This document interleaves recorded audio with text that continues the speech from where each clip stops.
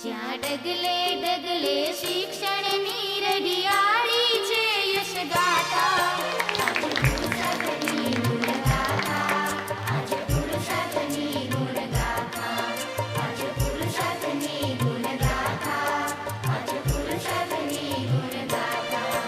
જ્યાં ડગલે ડગલે શિક્ષણની રઢિયાળી છે યશગાથા.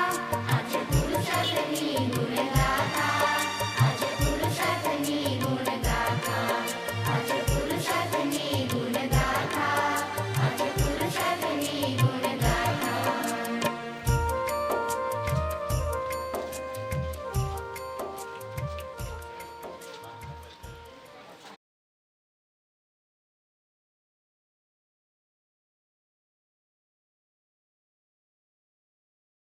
થઈ સવારને પ્રભુ તારી ઝાંખી થાય છે, પ્રાર્થનાના શબ્દ બની આભમાં પડી જાય છે. ચાલે છે આ સંસાર તારી ઈચ્છાથી હે પ્રભુ, એટલે તો સુદામો દ્વારિકા પહોંચી જાય છે. તો હું વિનંતી કરીશ ઉપસ્થિત સર્વે મંચસ્થ મહેમાનોને કે જેઓ દીપ પ્રાગટ્ય માટે આવશે. મહેમાનો दीपो हर तुम्हें पापम दीप ज्योति नमोस्तुते शुभं करोतु कल्याणं आरोग्यं सुख संपद द्वेष बुद्धिर्विनाशाय आत्मज्योति नमोस्तुते आत्मज्योति नमोस्तुते आत्मज्योति नमोस्तुते. या देवी सर्वभूतेषु विद्यारूपेण संस्थिता नमस्तस्ये नमस्तस्ये नमस्तस्ये नमो नमः. એટલે તો સૌપ્રથમ આપણી વચ્ચે આમ જોવા જાય તો કદાચ ભારતની એકમાત્ર યુનિવર્સિટી હશે જેનું નામ છે ચિલ્ડ્રન્સ યુનિવર્સિટી અને બાળકો માટે આ કદાચ હશે. એમાંની ગુજરાતની ગાંધીનગર સ્થિત ચિલ્ડ્રન યુનિવર્સિટી અને એમના કુલપતિ શ્રી ડોક્ટર હર્ષદભાઈ શાહ. જો એમનો ટૂંકમાં તમને પરિચય આપું તો ડોક્ટર હર્ષદભાઈ શાહ છે એ 2012 થી 2015 દરમિયાન જ્યારે ચિલ્ડ્રન્સ યુનિવર્સિટીનું નિર્માણ કરવાનું હતું ત્યારે પ્રથમ વાઇસ ચાન્સેલર તરીકે એકમાત્ર એવી યુનિવર્સિટી કે જે બાળકોની યુનિવર્સિટી છે ત્યારે સૌપ્રથમ કાર્યરત હતા. અલગ અલગ ક્ષેત્રોમાં તો એ ખૂબ એક્ટિવ છે અને અનુભવનો જે નિચોડ છે એ આ દાદા પાસે છે અને જે અત્યારે હાલ ચિલ્ડ્રન યુનિવર્સિટી ગાંધીનગર જે સ્થિત છે એમાં ખૂબ કુશળપૂર્વક બાળકોનો વિકાસ કેમ થાય, સર્વાંગી વિકાસ કેમ થાય અને માત્ર બાળક ભણવા જાય ત્યારે નહીં પણ ગર્ભમાં બાળકની જ્યારે શરૂઆત થતી હોય છે ત્યારથી લઈ અને બાળકને 16 સંસ્કારો ગર્ભ સંસ્કાર કેમ કરવા એ ખૂબ જ સરસ રીતે યુનિવર્સિટીમાં ગર્ભ સંસ્કારથી લઈ અને જુદી જુદી સર્વાંગી વિકાસની પ્રવૃત્તિ છે એ ચિલ્ડ્રન્સ યુનિવર્સિટી કરી રહી છે. એમાં દાદાના અધ્યક્ષ સ્થાને ત્યારે આમ જો એના વિશે વિશેષ કહું તો જે Veer Narmad south Gujarat university, Saurashtra university Rajkot, MS university Baroda, IIT Gandhinagar, GTC Gandhinagar આ દરેક યુનિવર્સિટીમાં વાઇસ ચાન્સેલરના કમિટી મેમ્બર તરીકે પણ કાર્યરત છે. એમાં 2 વર્ષ 2 વખત 2 ટર્મમાં ચૂંટાયેલા છે અને હાલ આપણી વચ્ચે ઉપસ્થિત છે. ત્યારે હું આ શાળાના નિયામક શ્રી ભીમસિંહભાઈ કરમુને વિનંતી કરું કે શાળાની પરંપરા મુજબ ગાંધીજીને પ્રિય છે એવો ચરખો અર્પણ કરી એમનું અભિવાદન કરશે ભીમસિંહભાઈ કરમુ. આપણે સૌ તાળીઓથી વધાવશું.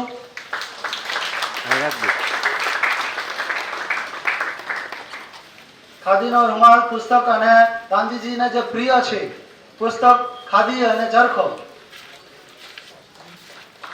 અમે ગર્વ મહેસૂસ કરીએ છીએ દાદા કે 15 થી તો વધારે બુક્સ લખી છે, અસંખ્ય આર્ટિકલ્સ લખ્યા છે અને અસંખ્ય પરિવારને છે એમને ચેન્જ કર્યા છે. So I can say he is the changer, the youngest young dada.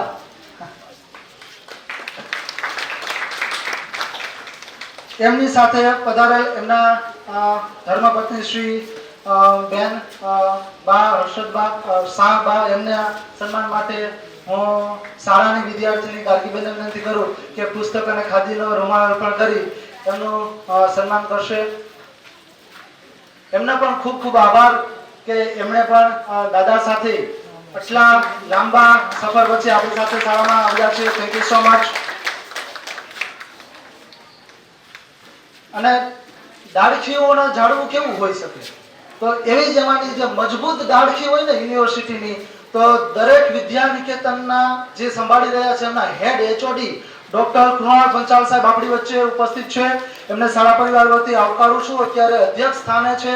અને જો એમનો ટૂંકમાં પરિચય હું કરાવું તો અભ્યાસની વાત કરું તો MA, MEd, MPhil, PhD, GSET, journalist અને સંદેશ અને બીજ ન્યૂઝમાં તો એમને 2 થી 3 વર્ષ સુધી કામ પણ કરેલું છે.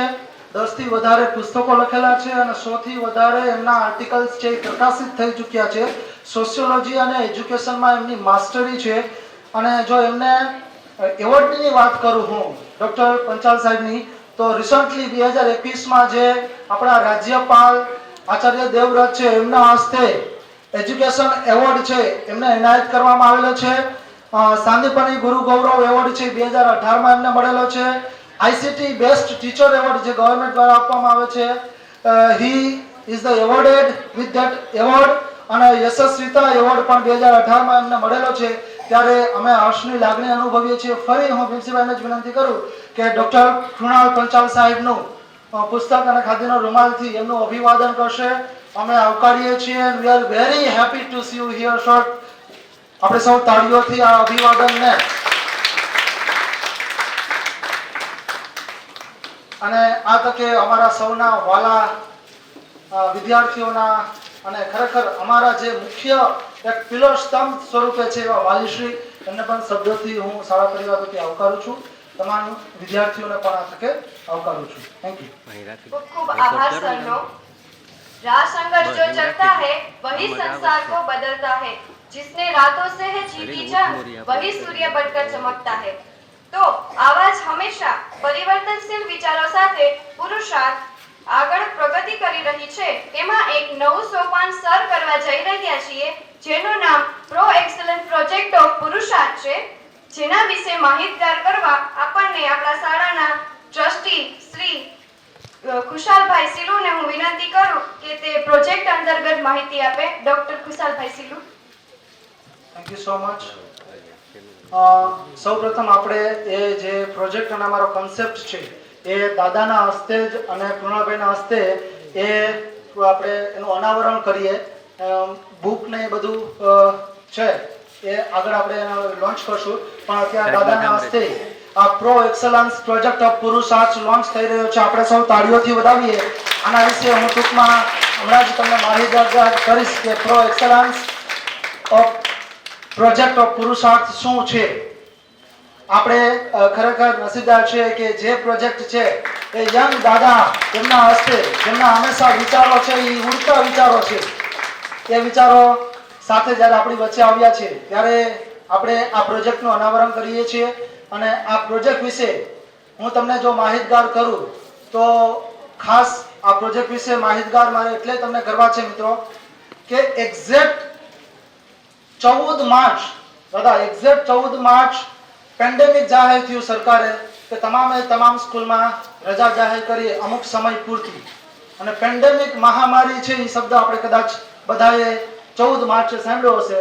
અને 15 માર્ચે એક્ઝેક્ટલી છે બધી શાળાઓમાંથી બાળકોને ઘરે જવાનું થયું અને રજા જાહેર થઈ. અને દાદા ખુશીની વાત એ છે કે 16 માર્ચે તમામ શિક્ષક છે એ એક્ટિવ રહી અને લાઈવ એજ્યુકેશન શરૂ કરી દીધું. તો ઓનલાઈન એજ્યુકેશન 16 માર્ચે. ત્યારે ઓનલાઈન વસ્તુ અમારા પછાત વિસ્તારમાં ભાણવડ જેવા વિસ્તારમાં ઓનલાઈન વસ્તુ શું છે એ લગભગ ખ્યાલ નહોતો.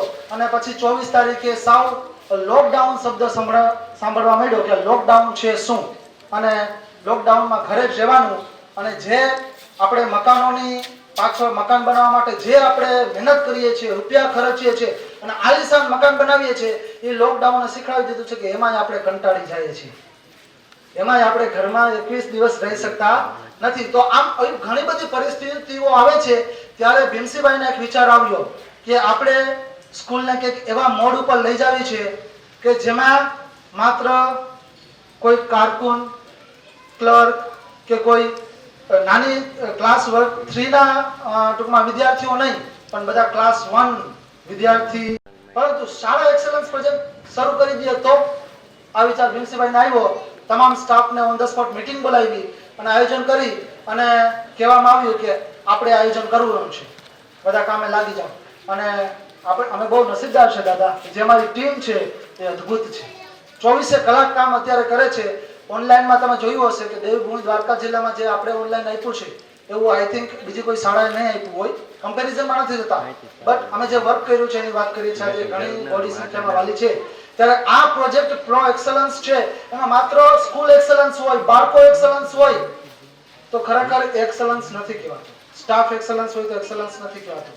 હવે આ એક્સલન્સ છે, એમાં ચારે ચાર પિલર જે છે, શિક્ષણના ચારે ચાર પિલર, એટલે કે વિદ્યાર્થી, વાલી, શિક્ષક અને શાળા, આ ચારે ચાર પિલર એક્સલન્સ કેમ બને એ માટે અમે જઈ રહ્યા છીએ, જેમાં અલગ અલગ ડિપાર્ટમેન્ટની રચના કરવામાં આવી છે.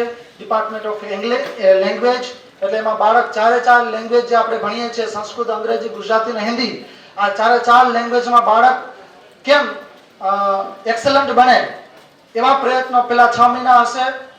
પછી ડિપાર્ટમેન્ટ ઓફ મેથ્સ અને સાયન્સ, જેને મેથ્સ અને સાયન્સમાં જ આવું છે, એ બાળક અત્યારથી પ્રયોગો સાથે આપણે લેબની રચના પણ કરવામાં આવી છે, લેબ પણ બનાવવામાં આવી છે.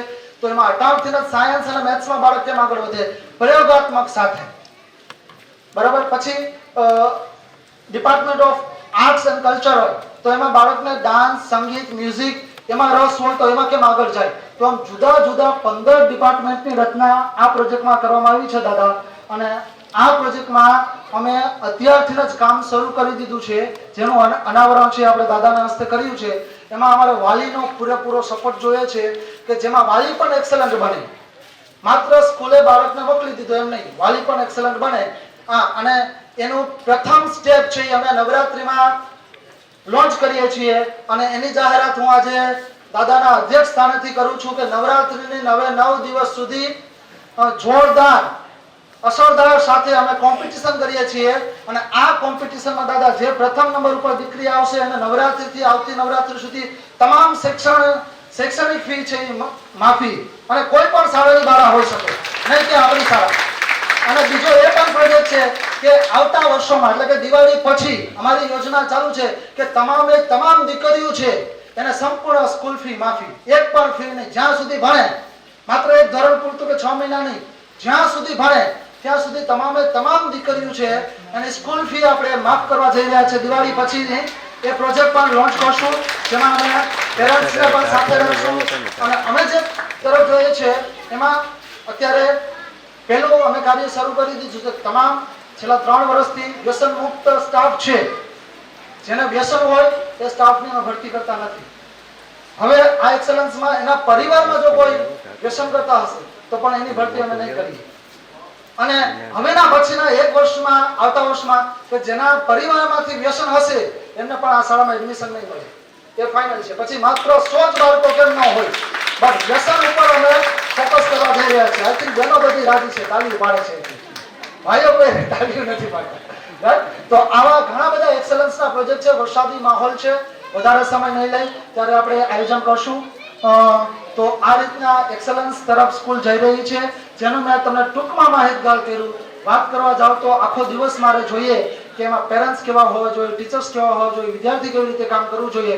બસ અમારે માત્ર તમારો સાથ સહકાર જોઈએ છે. અમારી સાથે તો આવી સરસ મજાની યુનિવર્સિટી છે, નવાઝ કહેવામાં આવ્યું કે આપણે આયોજન કરવું છે, બધા કામે લાગી જાઓ. અને અમે બહુ નસીબદાર છે દાદા, જે અમારી ટીમ છે એ અદ્ભુત છે. 24 કલાક કામ અત્યારે કરે છે. ઓનલાઈનમાં તમે જોયું હશે કે દેવભૂમિ દ્વારકા જિલ્લામાં જે આપણે ઓનલાઈન આપ્યું છે એવું આઈ થિંક બીજી કોઈ શાળાએ નહીં આપ્યું હોય. કમ્પેરિઝનમાં નથી થતા, બટ અમે જે વર્ક કર્યું છે એની વાત કરીએ છીએ. આજે ઘણી બોડી સંખ્યામાં વાલી છે, ત્યારે આ પ્રોજેક્ટ પ્રો એક્સલન્સ છે, એમાં માત્ર સ્કૂલ એક્સલન્સ હોય, બાળકો એક્સલન્સ હોય તો ખરેખર એક્સલન્સ નથી કહેવાતું. સ્ટાફ એક્સલન્સ હોય તો એક્સલન્સ નથી કહેવાતું. હવે આ એક્સલન્સ છે, એમાં ચારે ચાર પિલર જે છે, શિક્ષણના ચારે ચાર પિલર, એટલે કે વિદ્યાર્થી, વાલી, શિક્ષક અને શાળા, આ ચારે ચાર પિલર એક્સલન્સ કેમ બને એ માટે અમે જઈ રહ્યા છીએ, જેમાં અલગ અલગ ડિપાર્ટમેન્ટની રચના કરવામાં આવી છે. ડિપાર્ટમેન્ટ ઓફ લેંગ્વેજ, એટલે એમાં બાળક ચારે ચાર લેંગ્વેજ જે આપણે ભણીએ છીએ, સંસ્કૃત, અંગ્રેજી, ગુજરાતી અને હિન્દી, આ ચારે ચાર લેંગ્વેજમાં બાળક કેમ એક્સલન્ટ બને એવા પ્રયત્નો પેલા 6 મહિના હશે. પછી ડિપાર્ટમેન્ટ ઓફ મેથ્સ અને સાયન્સ, જેને મેથ્સ અને સાયન્સમાં જવું છે, એ બાળક અત્યારથી પ્રયોગો સાથે આપણે લેબની રચના પણ કરવામાં આવી છે, લેબ પણ બનાવવામાં આવી છે. તો એમાં 18 થી જ સાયન્સ અને મેથ્સમાં બાળક કેમ આગળ વધે, પ્રયોગાત્મક સાથે. બરાબર. પછી department of arts and culture હોય તો એમાં બાળકને ડાન્સ, સંગીત, મ્યુઝિક એમાં રસ હોય તો એમાં કેમ આગળ જાય. તો આમ જુદા જુદા 15 ડિપાર્ટમેન્ટની રચના આ પ્રોજેક્ટમાં કરવામાં આવી છે દાદા. અને આ પ્રોજેક્ટમાં અમે અત્યારથી જ કામ શરૂ કરી દીધું છે, જેનું અનાવરણ છે આપણે દાદાના હસ્તે કર્યું છે. એમાં અમારે વાલીનો પૂરેપૂરો સપોર્ટ જોઈએ છે કે જેમાં વાલી પણ એક્સલન્ટ બને. માત્ર સ્કૂલે બાળકને મોકલી દીધું એમ નહીં, વાલી પણ એક્સલન્ટ બને. અને એનું પ્રથમ સ્ટેપ છે અમે નવરાત્રિમાં લોન્ચ કરીએ છીએ. અને એની જાહેરાત હું આજે દાદાના અધ્યક્ષ સ્થાનેથી કરું છું કે નવરાત્રિની 9 દિવસ સુધી જોરદાર અસરદાર સાથે અમે કોમ્પિટિશન કરીએ છીએ. અને આ કોમ્પિટિશનમાં દાદા જે પ્રથમ નંબર ઉપર દીકરી આવશે અને નવરાત્રિથી આવતી નવરાત્રિ સુધી તમામ શૈક્ષણિક ફી છે એ માફી, અને કોઈ પણ શાળાની બાળા હોઈ શકે, નહીં કે આપણી શાળા. અને બીજો એ પણ પ્રોજેક્ટ છે કે આવતા વર્ષોમાં એટલે કે દિવાળી પછી અમારી યોજના ચાલુ છે કે તમામ દીકરીઓ છે એને સંપૂર્ણ સ્કૂલ ફી માફી, એક પણ ફી નહીં. જ્યાં સુધી ભણે, માત્ર એક ધોરણ પૂરતું કે 6 મહિના નહીં, જ્યાં સુધી ભણે ત્યાં સુધી તમામ દીકરીઓ છે એની સ્કૂલ ફી આપણે માફ કરવા જઈ રહ્યા છે. દિવાળી પછી એ પ્રોજેક્ટ પણ લોન્ચ કરશું, જેમાં અમે પેરેન્ટ્સને પણ સાથે રાખશું. અને અમે જે તરફ જોઈએ છે એમાં અત્યારે પહેલું અમે કાર્ય શરૂ કરી દીધું છે. તમામ છેલ્લા 3 વર્ષથી વ્યસન મુક્ત સ્ટાફ છે, જેને વ્યસન હોય એ સ્ટાફની અમે ભરતી કરતા નથી. હવે આ એક્સલન્સમાં એના પરિવારમાં જો કોઈ વ્યસન કરતા હશે તો પણ એની ભરતી અમે નહીં કરીએ. અને હવેના પછીના 1 વર્ષમાં, આવતા વર્ષમાં કે જેના પરિવારમાંથી વ્યસન હશે એમને પણ આ શાળામાં એડમિશન નહીં મળે, એ ફાઇનલ છે. પછી માત્ર 100 જ બાળકો કેમ ન હોય, બટ વ્યસન ઉપર અમે ફોકસ કરવા જઈ રહ્યા છીએ. આઈ થિંક બહેનો બધી રાજી છે, તાલીઓ પાડે છે, ભાઈઓ કોઈ તાલીઓ નથી પાડતા. તો આવા ઘણા બધા એક્સલન્સના પ્રોજેક્ટ છે. વરસાદી માહોલ છે, વધારે સમય નહીં લઈ ત્યારે આપણે આયોજન કરશું. તો આ રીતના એક્સલન્સ તરફ સ્કૂલ જઈ રહી છે, જેનું મેં તમને ટૂંકમાં માહિતગાર કર્યું. વાત કરવા જાવ તો આખો દિવસ મારે જોઈએ કે એમાં પેરેન્ટ્સ કેવા હોવા જોઈએ, ટીચર્સ કેવા હોવા જોઈએ, વિદ્યાર્થી કેવી રીતે કામ કરવું જોઈએ. બસ અમારે માત્ર તમારો સાથ સહકાર જોઈએ છે. અમારી સાથે તો આવી સરસ મજાની યુનિવર્સિટી છે, નવા અને થોટ્સ અને બધું જ છે. We need your help guys, આટલું જોઈએ છે. Thank you so much. Thank you.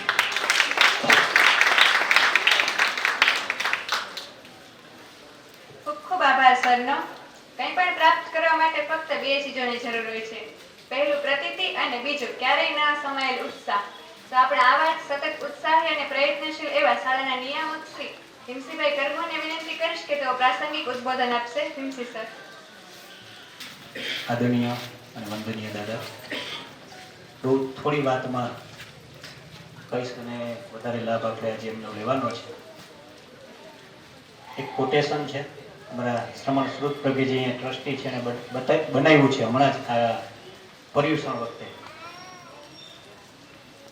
બાળકોના દફતરનો ભાર વધી રહ્યો છે. 2-4 દિવસ પહેલા વાલી આવ્યા હતા મારી પાસે ફરિયાદ લઈને કે સાહેબ ભાર ઓછો કરાવો ને. દફતરનો ભાર વધી રહ્યો છે. પપ્પાને ઘરના 2 છેડા ભેગા કરવાનો ભાર વધી રહ્યો છે. પપ્પાને ઘરના 2 છેડા ભેગા કરવાનો ભાર વધી રહ્યો છે. મમ્મીને પોતાનું વજન વધી રહ્યું છે, એનો ભાર વધી રહ્યો છે. કપડાં ધોવા નથી, સફાઈ કરવી નથી, માણસો રાખવા છે અને દવાઓ લેવી છે. હું જોઉં છું કે હમણાં ઘણા લોકો વોકિંગ કરવા બહાર આવે છે, પણ ઘરે કામવાળા આવે છે. અને દાદા દાદીનો દવાઓનો ભાર વધી રહ્યો છે. આ બધાનું નિવારણ એટલે ચિલ્ડ્રન યુનિવર્સિટી.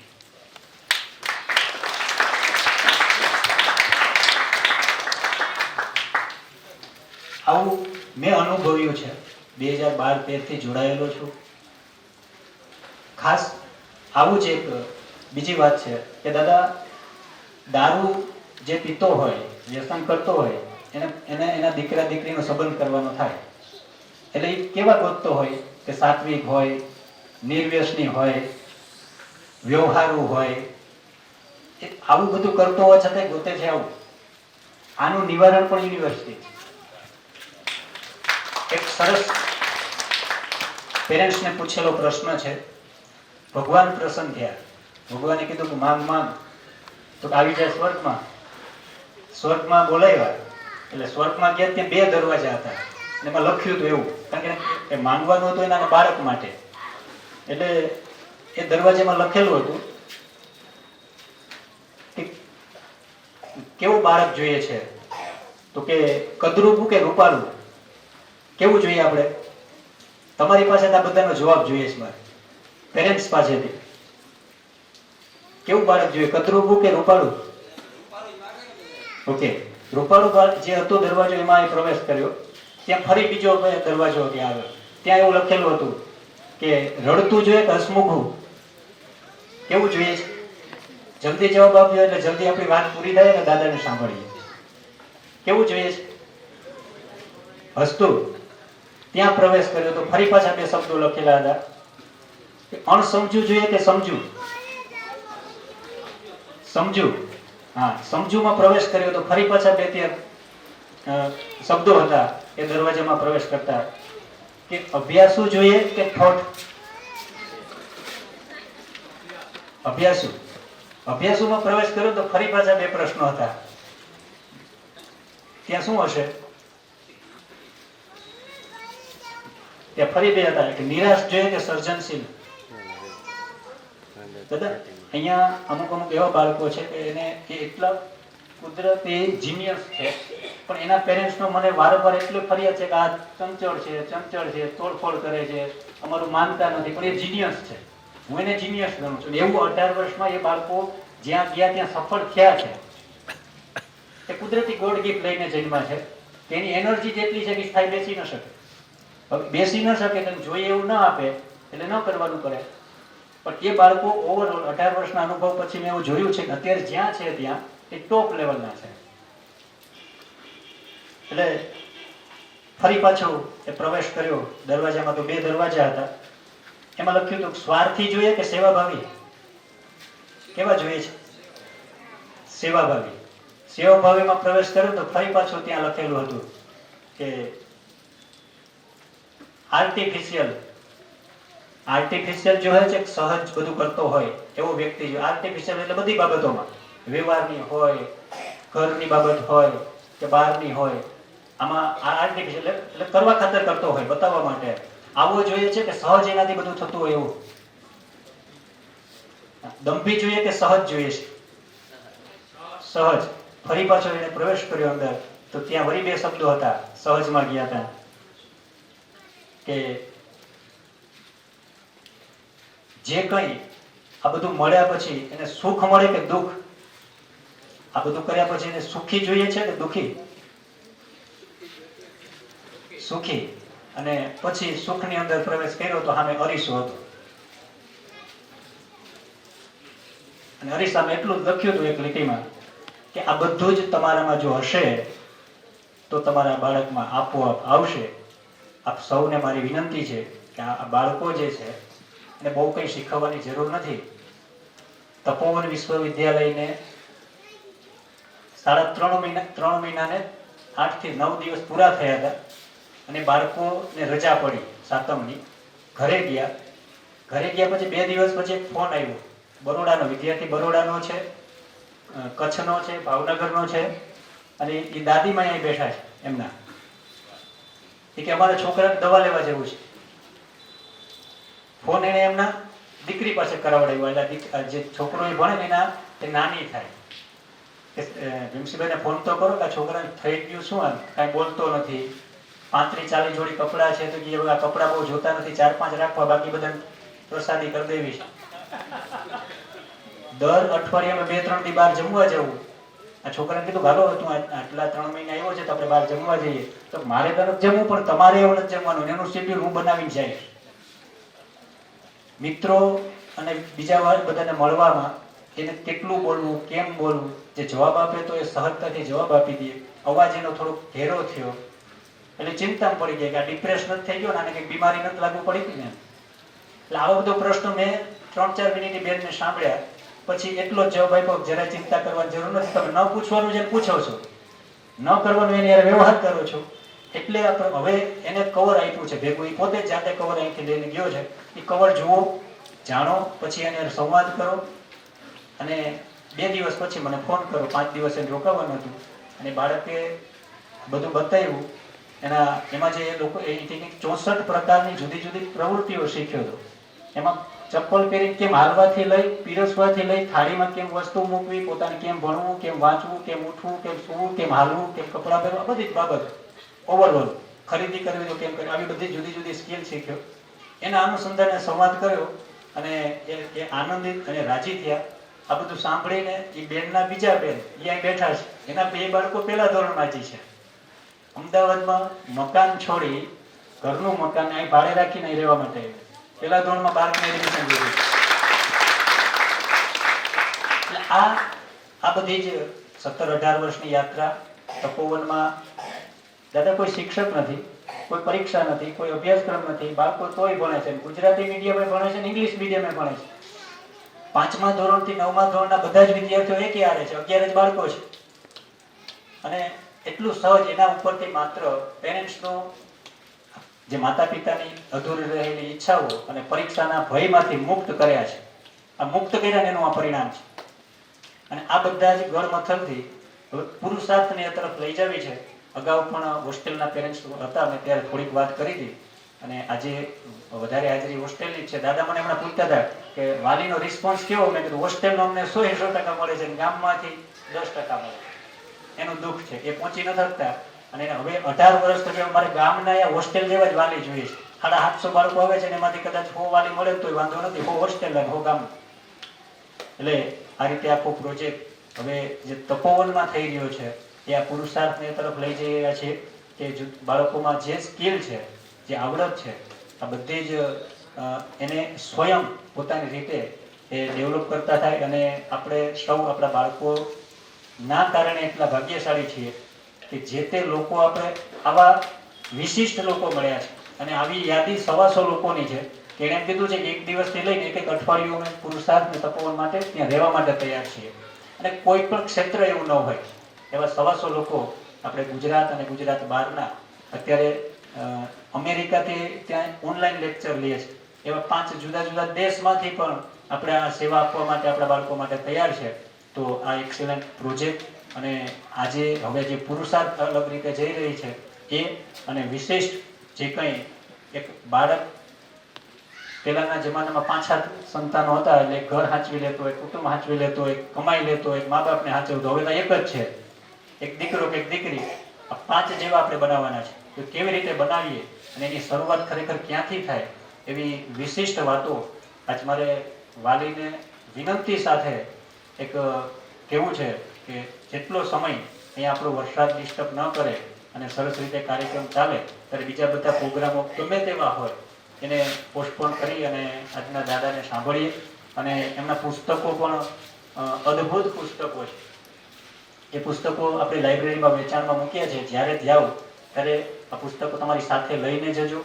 ગામવાળા વાલીઓને મેં કીધું છે કે આ પ્રો એક્સેલન્ટ પ્રોજેક્ટમાં વાલીને પણ એક પુસ્તક વાંચવું ફરજિયાત છે અને એનું મૂલ્યાંકન બાળકની માર્કશીટમાં આવવાનું છે. એટલે આ પુસ્તક એમ આંખો વીંચીને લેવા જેવા છે. એટલે ફરીથી આપ સૌનો આભાર. જય હિન્દ, જય ભારત.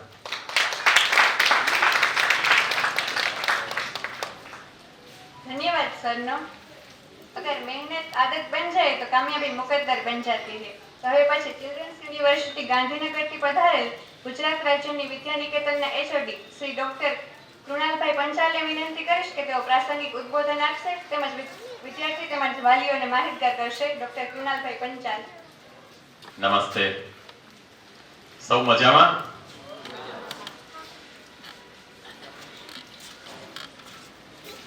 વિશ્વની એકમાત્ર એવી ચિલ્ડ્રન્સ યુનિવર્સિટીના કુલપતિ અમારા કુલગુરુ આદરણીય શ્રી હર્ષદભાઈ શાહ સાહેબ, સાથે પધારેલા અમારા સ્મિતાબેન શાહ, આ સંસ્થામાં જેમણે પોતાના પુરુષાર્થથી સાચા અર્થમાં પ્રાણ પ્રતિષ્ઠા કરી છે એવા શ્રી ભીમશીભાઈ કરમૂર, તેમની સાથે એમનું ટ્રસ્ટી મંડળ, આચાર્ય શ્રી ખુશાલભાઈ તેમજ સમગ્ર શિક્ષકો, અને આટલા બધા આવા વરસાદી માહોલમાં, એમાં પણ આપણા વિસ્તારથી હું પરિચિત છું, આપણા રસ્તાઓ અને આપણી જે વ્યવસ્થાઓ છે એમાં ઘણી બધી મુશ્કેલીઓ અને ખૂબ અગત્યના કામ હોવા છતાં બહુ જ મોટી સંખ્યામાં ઉપસ્થિત માતાઓ, બહેનો, ભાઈઓ અને વિદ્યાર્થીઓ, એક વિનંતી કે જે શિક્ષિકા બહેનો અને ભાઈઓ ઊભા છે, તમે બેસી જાઓ. તમે કોઈ પણ આસપાસ તમે બેસી જાઓ. આમાંથી કોઈ ભાગી નહીં જાય, પાકું છે. કારણ કે એ જવાબદારી હવે દાદાની ને મારી છે. બહુ લાંબી વાત ન કરું, પણ ઘણી બધી અનુભૂતિ થાય છે. વાત બે રીતે થઈ શકે, એક ઇન્ફોર્મેશન થી થાય, માહિતીથી થાય, અને એક અનુભૂતિથી થાય, ઇમોશન્સ થી થાય. ખબર નહીં આ સંકુલ એક એવી દિવ્ય અનુભૂતિ આપે છે. થોડા વર્ષો પહેલા 2 દિવસ આ સંકુલમાં રહેવાનું થયેલું, ભીમશીભાઈનો પરિચય પણ થયો. પણ યુનિવર્સિટીની જે વિચારધારા છે એમણે એટલી આમ સહજ રીતે અમલમાં મૂકી છે કે દાદા, મને એવું થાય કે બીજી ચિલ્ડ્રન્સ યુનિવર્સિટી ભાણવડમાં બની રહી છે. કારણ કે એમનો એક સ્વભાવ છે. આપણે લોકો છે ને આમ મોટા ભાગે, હમણાં સાહેબે વાત કરી એમાં આપણે જાણ્યું કે ક્યાંય સારી હોટલમાં જમવા જઈએ ને તો પછી એ કઈ આપણા બિલમાં ફાયદો ન કરે તોય આપણે બધાને કહીએ કે અહીંયા જમવા જવા જેવું છે. બહેનો મોટા ભાગે ખરીદી કરવા જાય તો પણ એમ કે અહીંયાથી ડ્રેસ લેવા જેવો છે, અહીંથી આ વસ્તુ લેવા જેવી છે.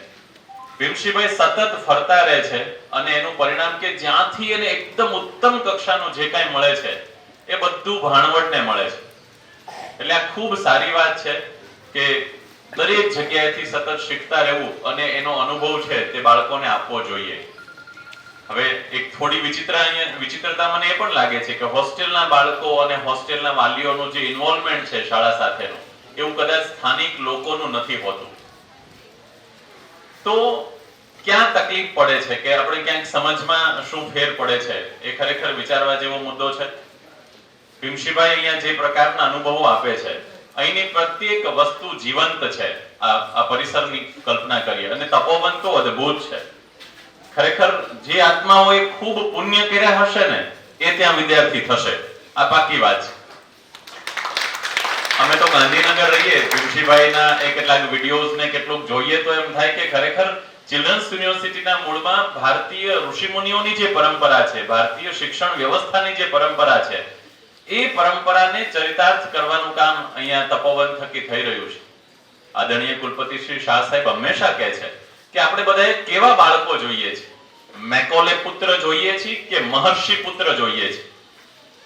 અંગ્રેજીમાં એકદમ ફાડ બોલતો કોઈ માણસ શું સાચા અર્થમાં સારો માણસ હોય છે? તમે જોયા છે? ભલે કદાચ એની બદલે આપણા બરડાનો કે પોરબંદરનો કોઈ પણ માણસ એ લાકડી ખંભે નાખીને ખેતરે જતો હોય અને એની જે કલ્ચર, એની જે માણસાઈ, એની અંદર જીવનના જે મૂલ્યો છે, કદાચ એ પેલો 5 સ્ટાર હોટેલ જેવી સ્કૂલમાં ભણતા વિદ્યાર્થીની અંદર નથી હોતું. ચિલ્ડ્રન્સ યુનિવર્સિટી એક એવા ઉમદા વિચાર સાથે અને એક એવા યુગ પુરુષના મનમાં આવેલો વિચાર, આપણા આદરણીય વડાપ્રધાન શ્રી નરેન્દ્રભાઈને એવો વિચાર આવ્યો કે આટલું બધું આપણે શિક્ષણના ક્ષેત્રમાં કરીએ છીએ, બહુ બધા વ્યવસાયો કરીએ છીએ, દેશના ડેવલપમેન્ટ માટે બધા દિવસ રાત પૈસા કમાવા માટે કામ કરે છે, પણ આ બધું જ હવે પછીની પેઢીની અંદર જો સંસ્કાર કે મૂલ્યના સંદર્ભે નહીં હોય તો કદાચ આપણું બધું જ પડ્યું રહેવાનું છે. કોરોનાએ સાબિત કરી દીધું છે કે ગમે તેટલા પૈસા બેંકમાં પડ્યા હોય પણ ઓક્સિજન લાવી શકાતો નહોતો. શું કામ આવ્યું આપણને એ સમયે? ઘરના સભ્યોની હૂંફ સિવાય, એમના પ્રેમ સિવાય કોઈને કશું જ મળ્યું નથી. નવી પેઢીમાં મને લાગે છે કે મોટા શહેરોની પેઢી કદાચ કમનસીબ છે કે એને દાદા કે દાદીનો પ્રેમ નથી મળતો. એનાથી વધારે કહું તો માતા કે પિતાનો પણ પ્રેમ નથી મળતો. અને કાલે આપણે એક વાત થતી હતી દાદા કે પેલું વિદેશોમાં, અમેરિકામાં નોની કે એ પ્રકારનું એક જેને આપણે સંભાળ રાખવા વાળી બહેનો આવી ગઈ છે. માતા માત્ર જન્મ આપે છે, બાકી તો એ સવારે ઓફિસે જાય ત્યારે એક બેન રાખ્યા હોય ફૂલ ટાઈમ, એ બાળકનું લાલન પાલન કરે છે. એટલે આ બધી વાતને લઈને ઘણા બધા પ્રશ્નો ઊભા થાય છે અને એની ક્યાંક ને ક્યાંક અસર આટલા વર્ષોમાં આપણને આ નવી પેઢીમાં જોવા મળે છે. ક્યાંક ને ક્યાંક આપણે બધાએ ખૂબ પ્રગતિ કરી 2G 3G 4G અને હવે પછીની 5G જનરેશન.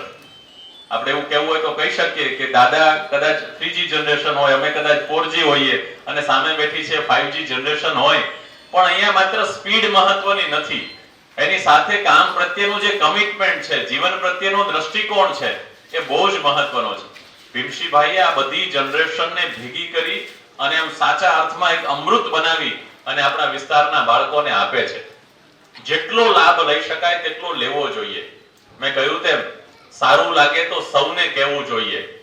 આવો આટલો જોરદાર યજ્ઞ કહી શકાય તેવા પ્રકારનું કામ જ્યારે થતું હોય ત્યારે તમારા થકી જ, કારણ કે આપણે કોઈ વાત સાંભળીએ છીએ, સારી લાગે તો સૌને કહેવાની વાત છે.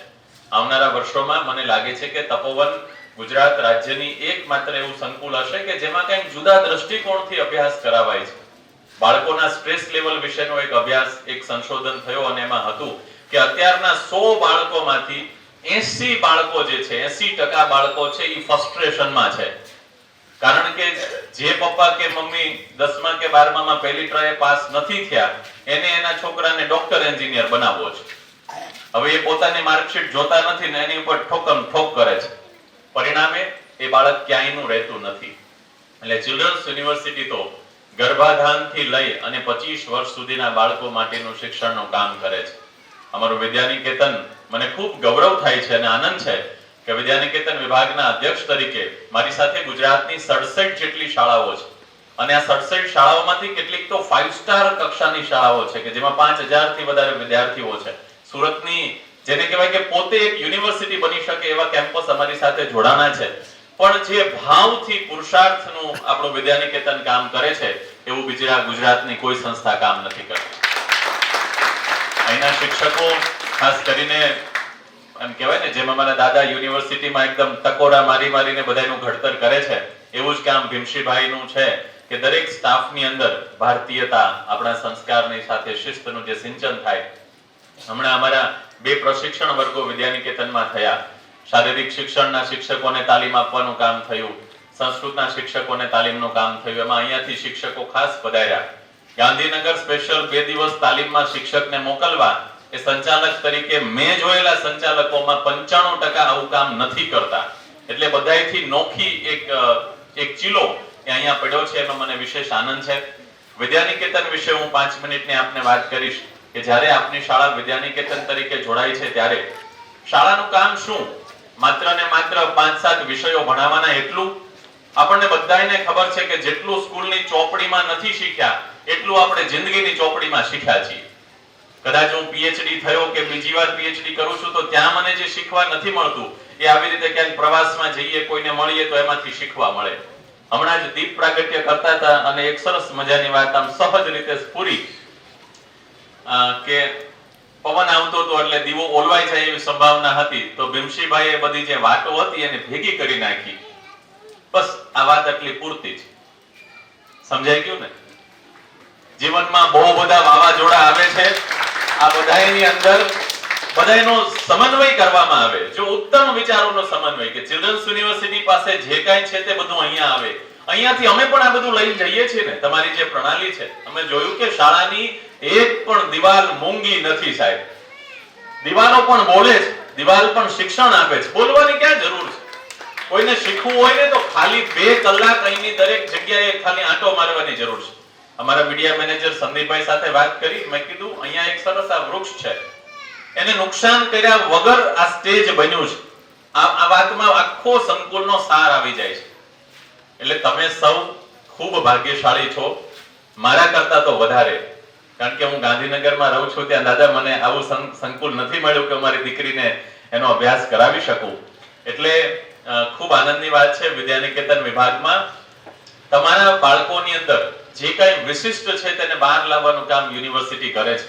આદરણીય શાહ સાહેબના નેતૃત્વમાં અમારી યુનિવર્સિટીમાં 43 જેટલા પ્રોફેસર છે કે જેમણે પોતાની જિંદગીના 30 થી 40 વર્ષ સુધી જુદા જુદા વિષયોમાં સંશોધનો કર્યા છે અને એવા 9 સિલેક્ટેડ એવા રત્નો, હું આ શબ્દ બોલું છું ત્યારે મને ખૂબ ગૌરવ થાય છે કે દાદાએ એક એવા વ્યક્તિઓ શોધી અને અમારા વિભાગમાં પસંદ કર્યા છે કે જે તમારા બાળકોને સીધું ગાંધીનગરથી માર્ગદર્શન આપે. આપણો વિદ્યાર્થી, આપણો બાળક છે એને શેમાં રસ હોય?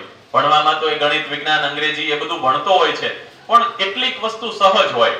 આપણે જોયું છે કે ચૂલા પર રોટલા ઘડતી આપણી માં પણ ક્યારેક ને ક્યારેક કોઈ સરસ મજાનું ગીત કે ભજન કે કીર્તન ગાતા હોય. હું આવી રીતે ગામડામાં મોટો થયો છું એટલે મને એ વાતનો અહેસાસ છે. અને એ જે શિક્ષણ મળે ત્યારે બાળકને પણ ક્યાંક ગાવાનું મન થાય.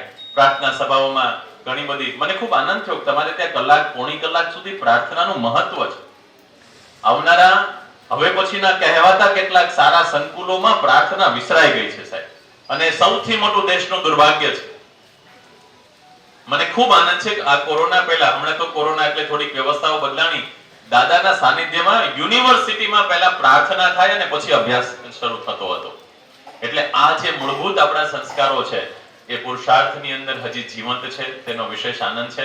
વિદ્યાનિકેતન વિભાગની અંદર અમારી પાસે ફિઝિકલ એજ્યુકેશનના 2 પ્રોફેસર છે. આ વાત મારે તમને એટલે કહેવી છે કે તમે ભલે અહીંયા બેઠા છો પણ અમારાથી બિલકુલ દૂર નથી.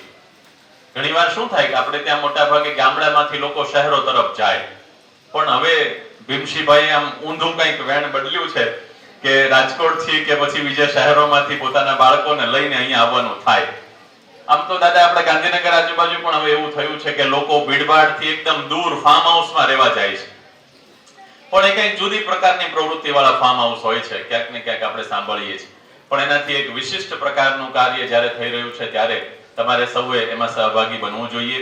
અમારી સાથે પુરુષાર્થનું વિદ્યાનિકેતન જોડાયેલું છે એટલે અમારા 2 ફિઝિકલ એજ્યુકેશન શારીરિક શિક્ષણમાં પીએચડી થયા છે. નેશનલ લેવલના પ્લેયર, વોલીબોલના પ્લેયર કે કબડ્ડીના પ્લેયર, આવા 2 પ્રોફેસરોનું સીધું માર્ગદર્શન આપણા પુરુષાર્થના કોઈ પણ વિદ્યાર્થી જો રમતગમતમાં આગળ વધવા માંગતા હોય અથવા એની અંદર એ ટેલેન્ટ હોય તો એના શિક્ષક કે સાહેબના માધ્યમથી અમે એને સીધું માર્ગદર્શન આપીએ છીએ. બીજી વાત છે, આપણને બધાને ગીત ગાવું કોને ન ગમે.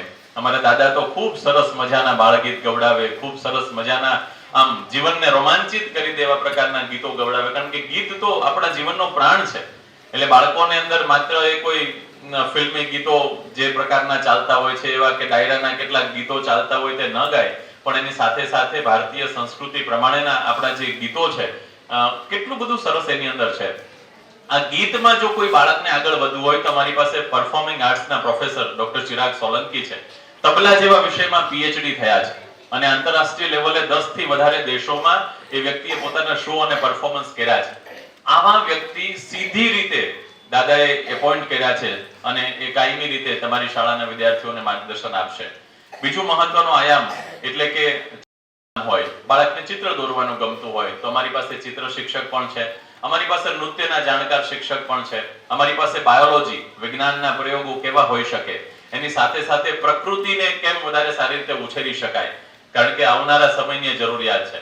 ઓક્સિજનની કિંમત આપણને બધાને સમજાઈ ગઈ છે, એટલે હવે દરેક વ્યક્તિએ એટલીસ્ટ ઘરમાં જેટલા સભ્યો હોય એટલા ઝાડવા તો રાખવા જ જોશે. કાલ સવારે કદાચ ન કરે નારાયણને કંઈક બીજા પ્રકારનો રોગ આવે કે આવા સંજોગોમાં આપણને ઉપયોગી થાય તો આ પ્રકારે બાયોલોજીના પ્રોફેસર પણ અમારે ત્યાં કામ કરે છે. એટલે આવી એક સમગ્ર ટીમ જ્યારે વિદ્યાનિકેતનમાં અમારી પાસે છે ત્યારે આ સંકુલના શિક્ષકો એનો પૂરેપૂરો લાભ લઈ રહ્યા છે.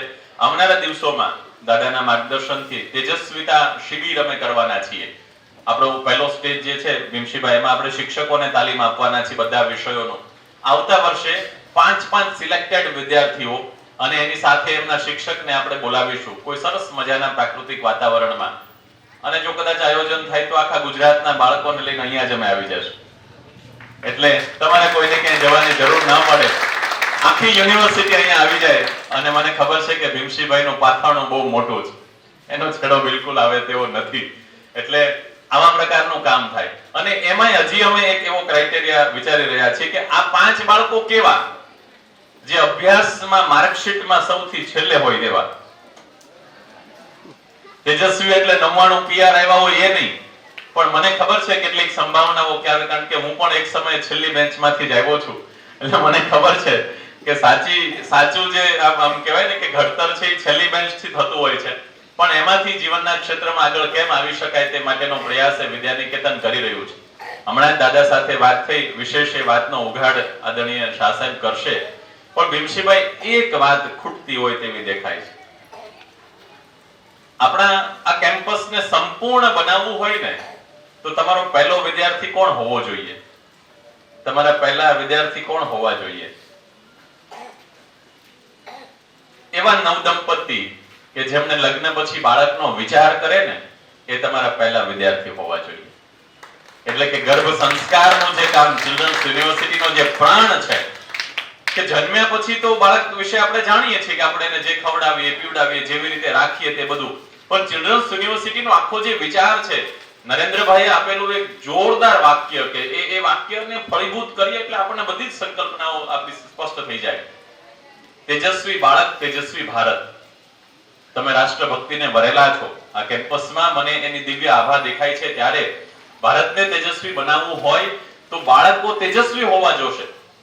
અને એ બાળક તેજસ્વી ક્યારે થાય? દાદા તો એની વાતમાં કહે છે, મારે વિશેષ એટલે નથી કેવું કારણ કે એમની પાસેથી આ અનુભૂતિ સાંભળવી એક લાવો છે.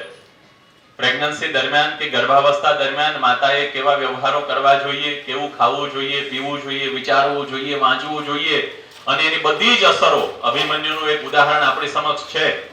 આ વિસ્તારની અંદર આમ તો આપણા ભારતમાં કે સૌરાષ્ટ્રની અંદર તો કેટલા બધા આપણો આ ડુમલીને આપણો જે વિસ્તાર છે એના તો બારવટિયાઓથી માંડીને ઘણા બધાના ઇતિહાસ છે આપણી પાસે. પણ એમાં એક ખમીર હતું. આવનારી નવી પેઢી માયકાંગલી ન થાય અને ખમીરવંતી બને એ માટેનું કામ કરતી યુનિવર્સિટી આખા વિશ્વમાં ક્યાંય હોય તો એકમાત્ર ચિલ્ડ્રન્સ યુનિવર્સિટી છે.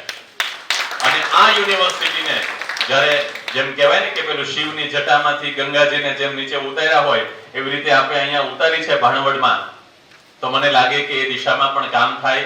આવનારા વર્ષોમાં એક સરસ મજાનું તપોવન કેન્દ્ર થાય. અને તમારી પાસે તો તપોવન છે જ. હા, કોઈ એવી વ્યવસ્થાઓ થાય કે આ વિસ્તારની પ્રેગ્નન્ટ વુમન્સ જે છે, સગર્ભા માતાઓ પોતાના જીવનના એ માતૃત્વના 9 મહિના સુધી એક અલૌકિક પ્રકારની અનુભૂતિ કરે અને પછી એની કુખે જે બાળક જન્મે, મને લાગે કે રાષ્ટ્ર માટે સૌથી મોટી જો કોઈ સેવા હોય ને તો રાષ્ટ્રને એક તેજસ્વી બાળક આપવું ને સૌથી મોટી સેવા છે. એટલે આ દિશામાં પુરુષાર્થ સંકુલને, ભીમશીભાઈ અને તેમની સમગ્ર ટીમને હું ખૂબ ખૂબ શુભેચ્છાઓ સાથે કહેવા માંગુ છું કે આ એક કામ એવું લાગે છે કે અહીંયા કરવા જેવું છે. ચિલ્ડ્રન્સ યુનિવર્સિટી તો બહુ બધા આયામોથી કામ કરે છે. મેં કહ્યું તેમ -1 થી લઈને 25 વર્ષ સુધી ગૃહસ્થ ધર્મ કેવો હોય એનું પણ કામ ચિલ્ડ્રન્સ યુનિવર્સિટીની અંદર થઈ રહ્યું છે. કે નવદંપતીએ અથવા તો યુવાનોએ લગ્ન પહેલા કેવું વિચારવું જોઈએ, કેવી રીતે પોતાના જીવનસાથીની પસંદગી કરવી જોઈએ, બાળકનો વિચાર કરવો જોઈએ, આ પ્રકારનું કામ એકમાત્ર આપણી યુનિવર્સિટીમાં થાય છે. ત્યારે આપ સૌ અહીંયા ઉપસ્થિત છો તો સંકુલમાં થતી દરેક પ્રવૃત્તિને માત્ર મીટિંગ છે ને ભીમશીભાઈ બોલાવે અને આપણે આવીએ અથવા સહભાગી થઈએ તેવું નથી. દાદા, ગુજરાતના ઇતિહાસમાં એકમાત્ર ઘટના એવી બની, મારે વાલીઓ સમક્ષ કહેવું છે કે જેની નોંધ આમ તો સમગ્ર ગુજરાતમાં બધાને ખબર પડી કે કોરોનાના સમયમાં આપણે જાણ્યું કે વાલીઓએ ફી નથી ભરી, ઘણી બધી શાળાઓએ ફી માફ કરી છે. અને આવા સમયમાં લોન લઈને કે ઉછીના પૈસા લઈને પણ પગાર ચૂક્યો હોય એવી કોઈ સંસ્થા હોય તો એ પુરુષાર્થ શૈક્ષણિક સંકુલ અને ભીમશીભાઈ છે. એટલે જ્યાં શિક્ષકોનું સન્માન હોય, જ્યાં વાલીઓના વિચારોનું સન્માન હોય અને જ્યાં હંમેશા ક્ષણે ક્ષણ જેમનો જીવ રાષ્ટ્રને ઉત્તમ બાળકો આપવા માટે મથતો હોય એવા સંકુલના તમે સૌ વાલીઓ છો કે વિદ્યાર્થીઓ છો, ત્યારે આનો વધારે ને વધારે લાભ લઈએ એ દિશામાં વિચારીએ તો મને લાગે કે ખૂબ સારું કામ થાય. વિદ્યાનિકેતન વિભાગમાં 5 સર્ટિફિકેટ કોર્સ થાય છે. જો કેટલો બધો ફાયદો છે. તમારું બાળક 5મા ધોરણ પછી 6ઠ્ઠા ધોરણથી લઈને 12મા ધોરણમાં ભણતું હોય, મેં જે 5 વિષયો કીધા કે સંગીતમાં એમને રસ હોય, ચિત્રકામમાં રસ હોય, એમને રમતગમતમાં રસ હોય, નૃત્યમાં રસ હોય અને સ્પોકન ઇંગ્લિશ, કારણ કે ભલે આપણે માતૃભાષામાં જ શીખવું જોઈએ, સ્પષ્ટ ગુજરાતી આપણને આવડતું હોવું જોઈએ, પણ કોઈકે કહ્યું છે કે વિશ્વ, English is a window to see the world. વિશ્વને જોવા માટે ક્યાંક અંગ્રેજી રૂપી બારી તો જોશે. આપણા બધા ટેકનિકલ ઉપકરણોમાં અંગ્રેજી હોવું જોઈએ, પણ મૂળભૂત રીતે માતૃભાષાના ભોગે ક્યારેય અંગ્રેજી શીખવાનું આપણે ક્યારેય સ્વીકારવું ન જોઈએ. એટલે અહીંયા આપણા બાળકોના આવા 5 સર્ટિફિકેટ કોર્સ વિદ્યાનિકેતન અંતર્ગત થાય છે. તમારા સંકુલમાંથી પણ એડમિશનના થોડાક જ દિવસો, આઈ થિંક આજે છેલ્લો દિવસ છે આમ તો આપણા એડમિશનનો 30મી સપ્ટેમ્બર, પણ છતાં દર 6 મહિને આ એડમિશન થતા હોય છે. આવા 5 સર્ટિફિકેટ કોર્સિસ છે એ ચાલી રહ્યા છે. આમ તો અહીંયા આપણું અભ્યાસ કેન્દ્ર છે. યસ, અને અભ્યાસ કેન્દ્રમાં ઘણા બધા આપણા પીજી ડિપ્લોમા કોર્સિસ અને બધા કોર્સ અહીંયા ચાલી રહ્યા છે. સ્ટડી સેન્ટર તરીકે પણ સરસ કામ થયું છે. ત્યારે હું તો વિદ્યાનિકેતનના 5 કોર્સની વાત કરું કે તમારો બાળક 6ઠ્ઠું ધોરણ ભણે કે 8મું ભણતો હોય ત્યારે એની છઠ્ઠા ધોરણની માર્કશીટ તો મળે, પણ સાથે યુનિવર્સિટીનું પણ પ્રમાણપત્ર મળે કે એ સારું મ્યુઝિક જાણે છે, એ સારું ચિત્રકામ જાણે છે, સારું સ્પોકન ઇંગ્લિશ શીખે છે, એને સારું નૃત્ય આવડે છે. આવી એકમાત્ર વ્યવસ્થા ક્યાંય હોય તો અહીંયા થઈ છે. અને ખૂબ આનંદ છે, ભીમસિંહભાઈ કહ્યું તેમ કે મોટા ભાગે યુનિવર્સિટી સાથે કોલેજ જોડાણી હોય, પણ નરેન્દ્રભાઈ મોદીની ખાસ એક વિચારધારા, અને ખાસ મારે કહેવું છે આપણી વચ્ચે જે શાહ સાહેબ ઉપસ્થિત છે ને, 20 વર્ષ સુધી નરેન્દ્રભાઈની સાથે એમણે કામ કર્યું છે અને એમના સ્કૂટર પર બેસાડીને ઘણું બધું પરિભ્રમણ શાહ સાહેબે કરાવ્યું છે. એટલે આવા જેને અર્વાચીન યુગના યુગ પુરુષ કહી શકાય કે કદાચ એમનો જોટો ન મળે, આજે 71 વર્ષની ઉંમરે પણ સતત રાત્રે કાલે 10:30 વાગે જુનાગઢ આવ્યા, 12 વાગ્યા સુધી મોબાઈલમાં એટલું બધું લોકો સાથે કંઈક ને કંઈક કોકની ક્વેરી હોય, પૂછવાનું હોય. એક સિંગલ એડમિશન માટે પણ અમારા સીધા વાઇસ ચાન્સેલરને કોઈ ફોન કરી શકે, આવી એકમાત્ર પદની ગરિમા પૂર્ણ રીતે જો કોઈ કામ કરતા હોય તો શાહ સાહેબ છે. એટલે એમના નેતૃત્વમાં આ વિચાર જે રીતે સમગ્ર ગુજરાતમાં જેટલી સ્પીડથી વિસ્તરી રહ્યો છે એ આપણા સૌનું સૌભાગ્ય છે. એટલે આ દિશામાં પણ કામ થશે તો મને લાગે કે ઘણું સારું થાય. વિશેષ બિલકુલ સમય ન લેતા આદરણીય શાહ સાહેબ હવે પછીની વાત કરશે. આટલા વિપરીત સંજોગોમાં તમે સૌ અહીંયા આવ્યા છો એ જ સાબિત કરે છે કે આ સંસ્થાની અંદર કેવા પ્રકારનું કામ થઈ રહ્યું છે. ફરીવાર ભીમસિંહભાઈ અને તેમની સમગ્ર ટીમને શુભેચ્છા પાઠવું. આભાર. જય હિન્દ, જય ભારત. ખૂબ ખૂબ આભાર સાહેબશ્રીનો. જા ભલે અંધાર ભર્યા આબમાં, તેજ કે જ્યોતિ વિના આવિષમાં, ડૂબવું હોય તો દિલમાં ડૂબજે, પણ મોતી વિના આવિષમાં. તો આવા જ સતત પ્રયત્નશીલ ચિલ્ડ્રન્સ યુનિવર્સિટી ગાંધીનગરના વાઇસ ચાન્સલર શ્રી હર્ષદભાઈ શાહ, કે જેમના નેજા હેઠળ સમગ્ર યુનિવર્સિટીનું સંચાલન ખૂબ જ સુચારુ રીતે થઈ રહ્યું છે, તો હું તેઓને વિનંતી કરીશ કે પ્રાસંગિક ઉદ્બોધન આપશે અને વાલીઓને માર્ગદર્શિત કરશે. શ્રી હર્ષદભાઈ શાહ. પરમ આત્મીય અને પરમ પુરુષાર્થી એવા ભીમસિંહભાઈ,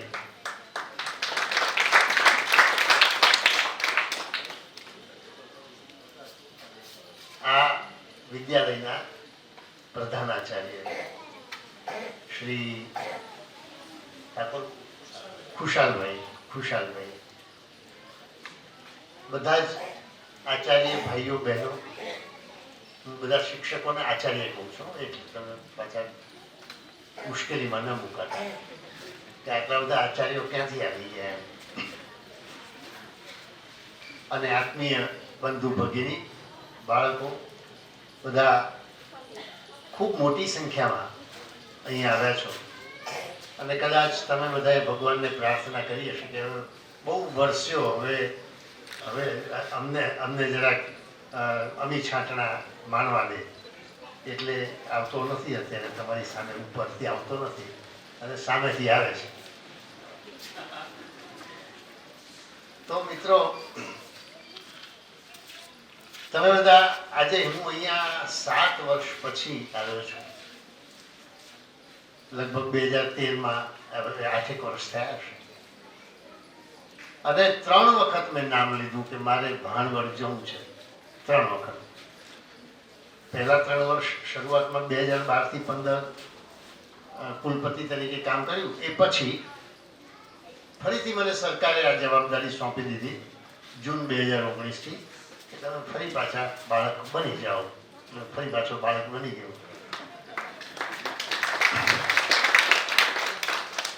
અને 2019 થી અત્યાર સુધીમાં 2.5 વર્ષમાં 3 વખત નામ લીધું.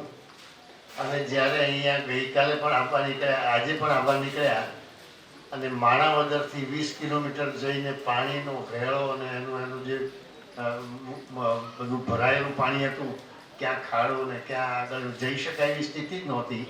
તો રસ્તો બંધ હતો. અમે પાછા વળ્યા, ઉપલેટા થઈને અહીંયા આવ્યા. 50 કિલોમીટર પાછા વળ્યા. એટલે તમારી બધાની સામે આવતા મોડું થયું. પણ અમારો સંકલ્પ હતો કે આ વખતે, આ 4થી વખતે તો હવે આપણે પાછી પાની નથી જ કરવી, જવું છે. ભીમસિંહભાઈએ કહ્યું કે અમારા બધા 700-800 વાલીઓને બધાને મેસેજ કરી દીધા છે, હવે વળતો મેસેજ કરવાનો કે હવે નથી આવવાનું. ના, એવું ના કરશો, અમે આવીએ છીએ. તો અમારો એક અનન્ય પ્રેમ આ વિદ્યાલય સાથે છે, જોડાયેલો છે. અમને વિશ્વાસ છે કે અહીંયા એવો ફાલ ઉગશે, એવો પાક ઉગશે કે કદાચ અત્યારે જેમ નરેન્દ્રભાઈ મોદી સમગ્ર ગુજરાતનું સમગ્ર ભારતનું અને વિશ્વનું પણ નેતૃત્વ કરી રહ્યા છે, એવા સૂત્રધારો આ ગુજરાત માટે વિશ્વને માર્ગદર્શન આપે એવા સૂત્રધારો ફરીથી અહીંથી પાકે એવી પૂરેપૂરી સંભાવના છે. કારણ કે જે રીતે એ પુરુષાર્થ આદરી રહ્યા છે, કરી રહ્યા છે, એ રીતે જોતા અહીંયાથી ચોક્કસ ઉત્તમ મનુષ્યનું નિર્માણ થશે અને તમારા જ કોઈકના બાળકો હશે. આ નાની સૂની વાત નથી. અને જ્યારે ભીમસિંહભાઈ જેવી વ્યક્તિ અહીંયા શિક્ષણ યજ્ઞ આદરીને બેઠી છે અને તમે બધા થોડી થોડી યજ્ઞ કિંચિત આહુતિ પણ આપી રહ્યા છો, ઘણાનો સહભાગ છે, તમારા બેઠા છે એમાંથી ઘણા બધા એમને સહયોગી પણ થઈ રહ્યા છે. તો એવા અન્યથા કામ થાય નહીં. અને એમણે જે તપોવન વિશ્વવિદ્યાલય ઊભું કર્યું છે એને ભલે કદાચ યુજીસીની માન્યતા ના હોય પણ લોકોની છે, લોકોએ એને માન્યતા આપી છે કે આ કામ અહીંયા ખરેખર કામ થશે. અને વૃક્ષ સારું તો બીજ સારું તો વૃક્ષ સારું, એ નિયમ છે, એ સિદ્ધાંત છે. તો અહીંયા સરસ મજાના બીજનું વાવેતર કરી રહ્યા છે, બીજારોપણ કરી રહ્યા છે અને એની ઉપર ખાતર પાણી પણ કરે છે. અને અમે ક્યાંક ક્યાંકથી થોડું ખાતર આપીએ છીએ, થોડું પાણી આપીએ છીએ ચિલ્ડ્રન્સ યુનિવર્સિટીમાંથી, અને અમે તમારી બધાની સાથે એ રીતે જોડાયેલા પણ છીએ. કેટલીક વસ્તુ સમજવી જોઈએ આપણે બધાએ, વાલીઓએ, કે તમે કેવું બાળક ઈચ્છો છો. તમે એવું બાળક ઈચ્છો છો કે જે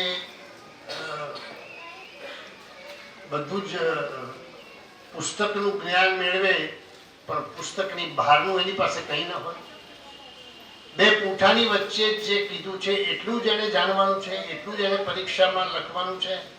આખું વર્ષ ભણ્યા પછી એ 3 વર્ષ એ 3 કલાક માટે એ પરીક્ષામાં વોમિટિંગ કરે, 3 કલાકમાં ઓકી નાખે અને પછી એ ભૂલી જાય પરીક્ષા આપીને. એવું બાળક ઈચ્છો છો કે તમે એની પાસે સમગ્ર જીવનની દૃષ્ટિ મળે, એને જીવન જીવતા આવડે, એને વિનય આવડે, વિવેક આવડે, મોટા સાથે કેવી રીતે વાત કરવી તે આવડે, એને સમાજમાં કેવી રીતે વર્તન વ્યવહાર કરવો તે આવડે, એને રસ્તા પર કેવી રીતે ચાલવું તે આવડે, એને રસ્તા પર કોઈ ગુરુજન મળ્યા હોય તો પ્રણામ કરવા કે ન કરવા તે એને ખબર હોય, અને રસ્તા પર થૂંકાય કે ન થૂંકાય, રસ્તામાં કચરો ફેંકાય કે ન ફેંકાય, આ બધી એને ખબર હોય.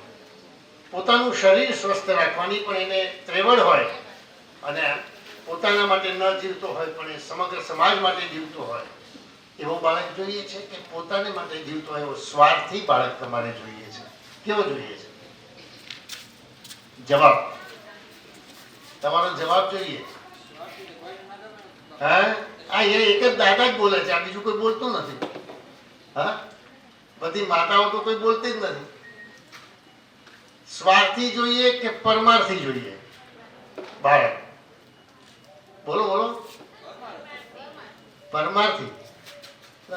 બહુ શાંત. વરસાદ પડી ગયો છે એટલે ઠંડી થોડી વધારે લાગે. બોલો બધા, ખોલો, ખીલો, ખીલો અને ખુલો, ખુલીને જવાબ આપો, ખુમારીથી જવાબ આપો. બરાબર? તો બાળક તમારે જોઈએ છે સરસ, અને તમે ઈચ્છો છો કે અહીંયા ધર્મનું સામ્રાજ્ય હોય, અધર્મ ન હોય. આપણે બધા જ ઈચ્છીએ છીએ કે અહીંયા ન્યાય હોય, અન્યાય ન હોય. આપણે બધા જ ઈચ્છીએ છીએ કે અહીંયા શ્રેષ્ઠાચાર હોય, ભ્રષ્ટાચાર ન હોય. આપણે બધા જ ઈચ્છીએ છીએ કે અહીંયા દુરાચાર ન હોય, અહીંયા સદાચાર હોય. આવું આપણે બધા જ ઈચ્છીએ છીએ. પણ એના માટે કરીએ છીએ શું આપણે? માત્ર પાઠ્યપુસ્તકમાંથી આ બધું મળી જવાનું છે? પાઠ્યપુસ્તકમાંથી નહીં મળે મિત્રો, બરાબર ધ્યાન રાખજો.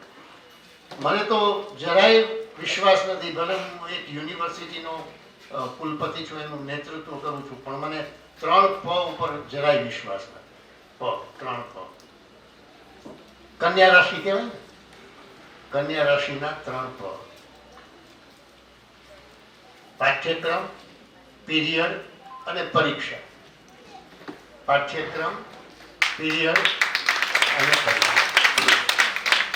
આ 3 પમાં જો શિક્ષણને આપણે કેદ કરી લઈશું ને મિત્રો, તો નહીં મેળ પડે. આપણે જેવો મનુષ્ય જોઈએ છે એવો નહીં બનાવી શકીએ. આપણે તો ખીલેલો મનુષ્ય જોઈએ, પૂર્ણ વિકસિત મનુષ્ય જોઈએ. એવા મનુષ્યો જોઈએ ને, વિવેકાનંદ જેવા જોઈએ, શંકરાચાર્ય જેવા જોઈએ, દુર્ગાવતી જેવા જોઈએ, રાણી ઝાંસીની રાણી જેવા જોઈએ. આપણને શિવાજી જેવો વીર પરાક્રમી પુરુષ જોઈએ. તો આવી રીતે ન ચાલે. આપણે કંઈક કરવું પડશે. અને કંઈક કરવું એટલે શું એ મારે તમને કહેવું છે. અને એ તમે કરશો તો એના ચમત્કારો તમે આજથી 10 વર્ષ, 15 વર્ષ કે 25 વર્ષ પછી જોઈ શકશો. પણ આજે શરૂ કરશો તો, અને તમે શરૂ કરશો એટલે ભીમસિંહભાઈ શરૂ કરશે તો, કારણ કે ભીમસિંહભાઈ શરૂ કરે તો જ એક વ્યવસ્થા ઊભી થશે, અન્યથા નહીં થાય. એમણે તપોવન વિશ્વવિદ્યાલય તો કર્યું, પણ ચિલ્ડ્રન્સ યુનિવર્સિટીનું તપોવન હજી નથી શરૂ કર્યું. ચિલ્ડ્રન્સ યુનિવર્સિટીનું તપોવન કેન્દ્ર એટલે સુંદર મનુષ્યો, ઉત્તમ મનુષ્યો નિર્માણ કરવાની વ્યવસ્થા.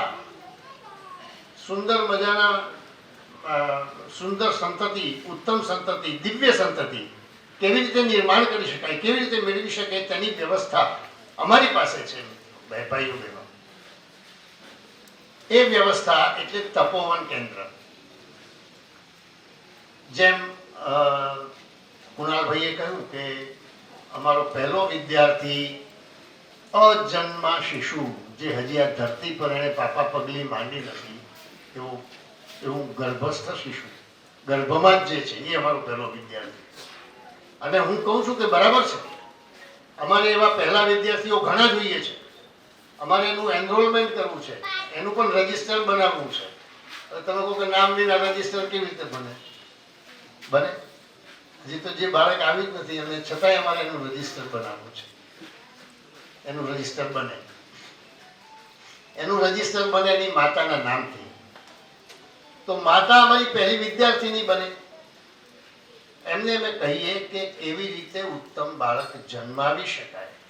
માતા ઈચ્છે એવું બાળક જન્માવી શકે છે.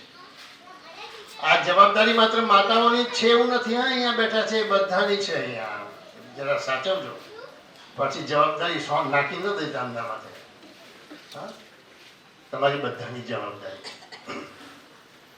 માતા અને પિતા બંને મળીને જ એક મહેમાનને, એક ઉત્તમ આત્માને આ ધરતી પર લાવી શકે છે. એટલે એના માટે આવાહન જરૂરી છે, એના માટે યોગ્ય પ્રાર્થના જરૂરી છે, યોગ્ય પ્રયત્ન જરૂરી છે. કંઈક પ્રક્રિયા કરવી પડે છે. તમે બધા ઘરમાં શાક ખાઓ છો, સરસ મજાનું રીંગણ બટેકાનું શાક હોય ને, કેટલું બધું આમ તમે એની કેટલી પ્રક્રિયા કરતા હો. એને પાણીથી ધોતા હો, સાફ કરતા હો, એની છાલ ઉતારતા હો, વઘાર કરતા હો, અને એની અંદર કેટલા બધા પ્રકારના 16 સંસ્કાર કરો ત્યારે શાક ઉતારતા.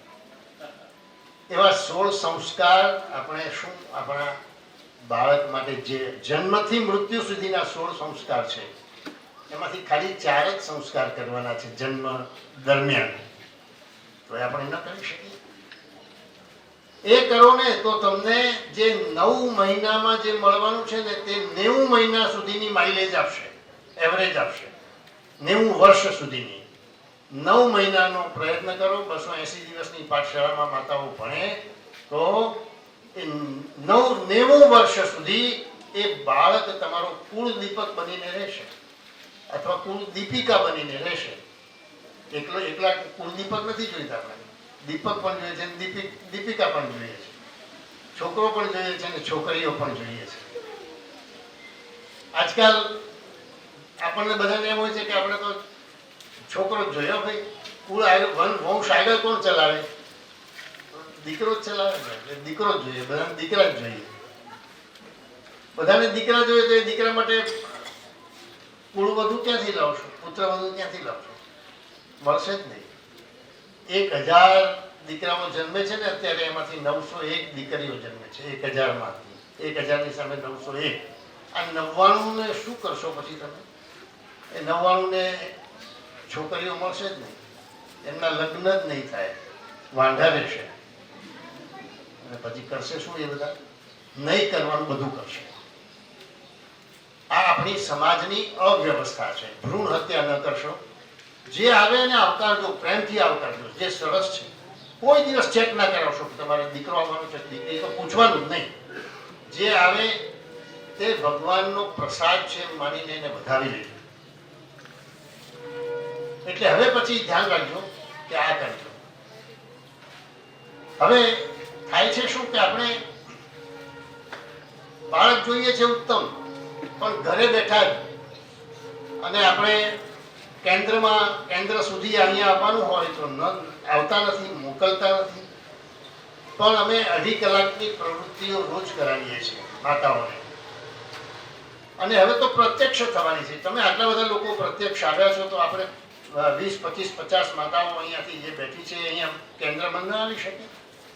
બપોરના સમયે આપણને અનુકૂળ એવા સમયે અહીં આવવાનું છે. આ કંઈ એવું મોટું કામ નથી કે ન આવી શકાય એક જગ્યાએથી બીજી જગ્યાએ. અને આ તો તમારું તીર્થધામ છે, તીર્થક્ષેત્ર છે. અહીંયા તમારે તો આવવું જોઈએ માતાઓને.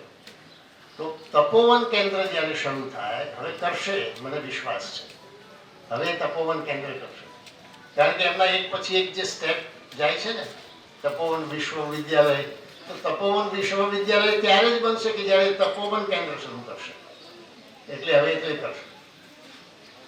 તો એની અંદર આવશે કોણ? તો માતાઓએ આવવાનું છે, રોજ આવવાનું છે. સોમવારથી શુક્રવાર, અઠવાડિયાના 4 દિવસ, મહિનાના 20 દિવસ, રોજના 2.5 કલાક, મહિનાના 50 કલાક આવવાનું. એ આવશો, માતાઓ એવી આવશે તો એમને અમે કેટલી બધી પ્રવૃત્તિઓ કરાવીએ છીએ. સરસ મજાની પ્રાર્થના કરાવીએ છીએ, તપોવન ગીત કરાવીએ છીએ, પ્રાર્થના કરાવીએ, ધ્યાન કરાવીએ, યોગ કરાવીએ, એમને ભરત ગૂંથણ કરાવીએ, એમની પાસે ગણિત કરાવીએ, વિજ્ઞાન કરાવીએ, શીખવાડીએ, શરીર વિજ્ઞાન શીખવાડીએ, પ્રજનન તંત્ર અવયવો કેવી રીતે કામ કરે છે તે સમજાવીએ. કેટલું બધું જ્ઞાન એમને મળે. માતાએ બાળક સાથે શી રીતે સંવાદ કરવો તે અમે એમને સમજાવીએ છીએ. માતા બાળક સાથે વાત કરી શકે. હા, બાળક ભલે ને બોલતું નથી પણ જવાબ આપે છે. એ પણ એની પ્રતિક્રિયા આપે છે, એ ફરકે છે, તમારી વાતો સમજે છે, સાંભળે છે. આપણે બધાને તો 2 જ કાન છે, પણ એ બાળકને અંદર ગર્ભસ્થ શિશુને માતાના કરોડો કોષ એ એના કાન છે. કરોડો કોષથી સાંભળે છે અને આપણા કરતા વધારે સ્પષ્ટ રીતે સાંભળે છે. એક સરસ ઘટના તમને કહું. અમદાવાદના એક કેન્દ્રમાં, તપોવન કેન્દ્રમાં, એક માતા રોજ તપોવનમાં આવતી હતી. ગર્ભ સંવાદ, બાળક સાથે કેવી રીતે વાત કરવી એને ખબર પડી ગઈ હતી. એણે પોતાના પતિની સાથે નક્કી કર્યું કે રોજ 8 વાગે રાત્રે જમીને બેસશે અને બાળક સાથે વાતો કરશે. બાળક તો 4-5મા મહિનામાં ગર્ભસ્થ શિશુ, 4-5મા મહિનાનો ગર્ભ. એની સાથે રોજ વાતો કરે રાત્રે 8 વાગે. અને પછી એક દિવસે ભાઈને બેંકમાં જરા વધારે મોડું થયું હતું, બેંકનો ક્લોઝિંગનો સમય હતો, એટલે રાત્રે સમયસર આવી શક્યા નહીં. 8 વાગ્યા એટલે બોડી ક્લોક, બાળકનો સમય થઈ ગયો સાંભળવાનો, વાતો કરવાનો. તો બાળકે ઉત્પાત મચાવ્યો કે તમે મારી સાથે વાત કેમ નથી કરતા, અને હલનચલન ખૂબ કરે, તોફાન કરે અંદર. એટલે માતાને ખબર પડી ગઈ કે 8 વાગ્યા અને આપણે વાતો નથી હજી શરૂ કરી, એનું પરિણામ છે. એટલે એણે બાળક સાથે સંવાદ તો શરૂ કર્યો, પણ બાળક તોય શાંત ન થાય. છેવટે માતાએ ફોન કરવો પડ્યો એના પતિને કે આ સમજતો નથી ભાઈ, તમારો અવાજ સાંભળવા મથે છે, તો શું કરશો? તો કે ભાઈ હવે આજ તો મોડું થાય એવું છે, તમે મોબાઈલ મૂકો તમારા પેટ પર અને સંભળાવો મારો અવાજ, તો એ આધુનિક બાળકને અવાજ સંભળાવવામાં આવ્યો. ત્યારે પિતા એને કહે છે બાળકને કે બેટા આજે હું નહીં આવી શકું, મારે કામ છે ઓફિસમાં અને હું કાલે તારી સાથે ફરીથી વાત કરીશ. આજે તું તારી મા સાથે વાત કરી લે. પછી એ શાંત થયો અવાજ સાંભળ્યો પછી. ગર્ભસ્થ શિશુ માતાના અને પિતાના અવાજને ઓળખી શકે છે અને જીવનભર એનું અનુસંધાન બનેલું રહે છે. પછી એક ઘોડિયા ઘરમાં મૂક્યો ન હોય એને કારણે એને ઘરડા ઘરમાં પણ મૂકવાનું મન થતું નથી પોતાના મા બાપને. એટલે ઘોડિયા ઘર અને ઘરડા ઘર આ બે દૂષણો છે આપણા. ઘરને એવી રીતે સજાવો કે આ બેમાંથી એક ઘરની જરૂર ન પડે. ના ઘોડિયા ઘરની જરૂર પડે, ન ઘરડા ઘરની જરૂર પડે. ઘર એક ઘર, ઘરને સુંદર બનાવો. માતા ઈચ્છે એવું બાળક જન્માવી શકે અને જેવું વિચારતી હોય એવી અસરો બાળક ઉપર, બાળકના શરીર મન પર પેદા થતી હોય છે. એવો એક મારે અમેરિકાનો કિસ્સો તમને કહેવો છે. અમેરિકામાં એક બે ધોળિયા પતિ પત્ની બંને અમેરિકાના. હવે તો તમે જાણો કે કેવા રૂડા રૂપાળા હોય, સફેદ ચામડી હોય ને બધા. એમને જ્યારે માતાને ગર્ભ થયો, પત્ની ગર્ભવતી થઈ અને સરસ રીતે ત્યાં તો હોસ્પિટલની ટ્રીટમેન્ટ ને બધું હતું એટલે સારી રીતે બાળકને જન્મ આપ્યો. પણ બાળક કાળું કાળું, બે ધોળા અને બાળક કાળું. તો આવું કેમ થયું હશે? બહુ મુશ્કેલી મુકાઈ. બેમાંથી કે સમજવા તૈયાર નહીં. પેલી પતિ કહે કે તે કંઈક ગડબડ કરી છે, કોઈની સાથે તારો સંબંધ હોવો જોઈએ કે જેને કારણે આવું કાળું બાળક પેદા થયું છે. શંકાના બમણો સર્જાયા. એકબીજાને વાત છૂટાછેડા સુધી પહોંચી ગઈ. ડોક્ટરનું થયું કે આમાં કંઈક આપણે સંશોધન કરવું જોઈએ. ત્યારે ડોક્ટરને વચ્ચે પડ્યા અને ડોક્ટરે શોધી કાઢ્યું. એમણે કહ્યું કે મારે તમારું ઘર જોવું છે, તમે મને તમારા ઘરે લઈ જાઓ. આટલો બધો રસ કોઈ ડોક્ટર લે? કારણ કે આખું કપલ છૂટું પડી જાય એવું. બંનેની વચ્ચે મોટો વિખવાદ સર્જાયો હતો. ત્યારે એમના ઘરે જાય છે ત્યારે ડોક્ટર કહે છે કે તમારો શયનખંડ બતાવો. અને શયનખંડ જ્યારે જોવે છે તો એક ક્રિકેટરનો ફોટો ત્યાં, વેસ્લી હોલ નામનું, તમે કોઈએ જો નામ સાંભળ્યું હોય વેસ્લી હોલનું, ક્રિકેટરનો. એક વખતનો હું જ્યારે જરા 20-25 વર્ષનો હતો અને ક્રિકેટની મેચો જોતો હતો એ વખતે વેસ્લી હોલ બહુ પ્રસિદ્ધ હતો. એક વેસ્ટ ઇન્ડિઝનો એક ક્રિકેટર બોલર, એ આનો પ્રિય ક્રિકેટર હતો અને એનો મોટો ફોટો આપણે જેમ નરેન્દ્ર મોદીનો રાખીએ કે વિવેકાનંદનો મોટો ફોટો આપણા ઘરમાં રાખીએ એવી રીતે એણે ફોટો રાખેલો એનો. બરાબર એનું ઉઠે એટલે નજર પહેલી પડે પેલા વેસ્લી હોલ ઉપર. પરિણામ શું આવ્યું? બાળક કાળું કાળું જન્મ્યું, વેસ્લી હોલ જેવું જન્મ્યું.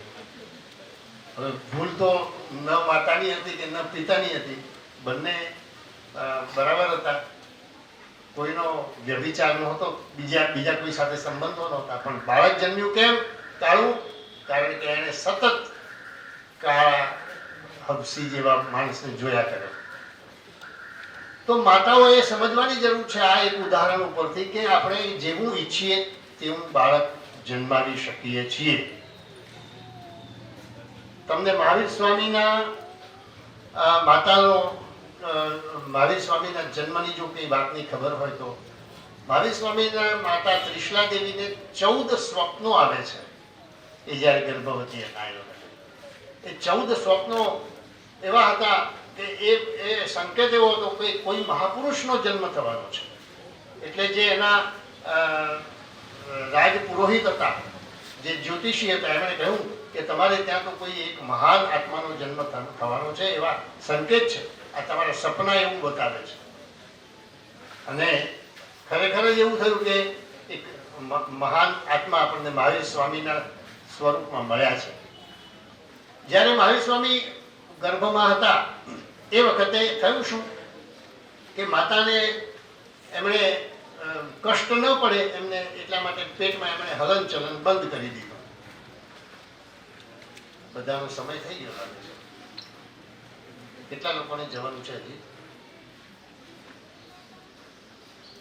અગત્યની વાતો સાંભળવી જરૂરી છે કે ઘરના કામો જરૂરી છે?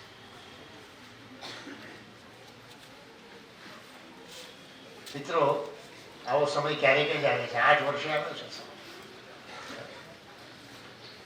હજી કોઈને જવાનું હોય તો જતા રહો, પછી શક્ય હોય તો ઊભા ના થશો. હજી કોઈને જવું હોય તો ઊભા થઈને નીકળી જાય, કંઈ વાંધો નથી. ચાલુ પ્રવચને કોઈ ઊભા થઈને જાય ને બહુ સારું ન કહેવાય. હજી તક છે, અડધી મિનિટ આપું છું.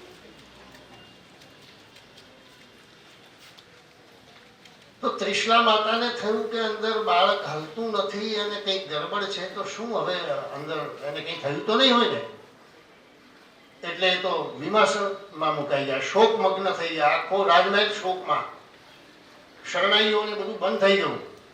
પરિણામે આવ્યું કે આખા મહેલમાં શોક વ્યાપી ગયો અને ખબર પડી અંદર ગર્ભસ્થ શિશુ મહાવીર સ્વામીને કે અહીંયા તો મારે મેં હલવાનું બંધ કરી દીધું. એમાં તો બહુ મોટી ગડબડ થઈ ગઈ છે આખા રાજમહેલમાં, માતાજીને પણ. અને એટલે એમણે તરત સંકેત આપ્યો કે હું છું, ચિંતા ન કરો. આટલો જ્ઞાની આત્મા એમના ગર્ભમાં હતો. તો મિત્રો, તમે વિચાર કરો કે ગર્ભ સંસ્કાર એ કેટલી મહત્વની પ્રક્રિયા છે. અને એટલા માટે આપણે આ ગર્ભ સંસ્કારની વાત હું તમને કરી રહ્યો છું. અને એવું તપોવન કેન્દ્ર કે જે અહીંયા ચાલવું જ જોઈએ, અને એ જો ચાલશે તો તમારા બાળકો તેજસ્વી બનશે, દિવ્ય બનશે, એમની ગ્રહણ શક્તિ સારી હશે, એમને યાદ શક્તિ એમની સારી હશે, બીમાર નહીં પડે. એમને અમે સુવર્ણ પ્રાશન વગેરેની પણ વ્યવસ્થા કરવાના છીએ. આવું કેટલું બધું સરસ કામ થવાનું છે. તો તમે એનો લાભ લો. કંઈ બહુ મોટું એની અંદર કામ કરી નાખવાનું છે એવું નથી. જે આવે એને માત્ર 300 રૂપિયાની ફી મહિને આપવાની છે. અને આપણે તો એવા કેટલાય રૂપિયા ખર્ચી નાખતા હોઈએ છીએ.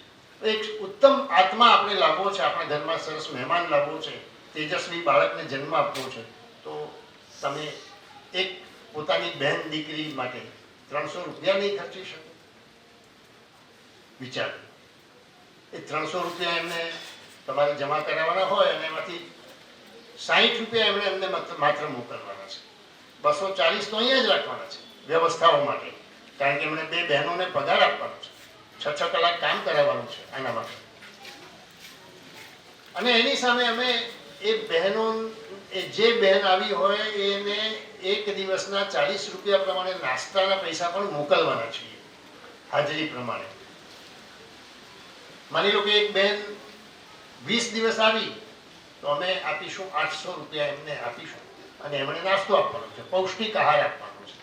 આવી સુંદર વ્યવસ્થા જ્યારે સરકારની એક યુનિવર્સિટી કરે છે તો તમારે એનો લાભ લેવો જોઈએ.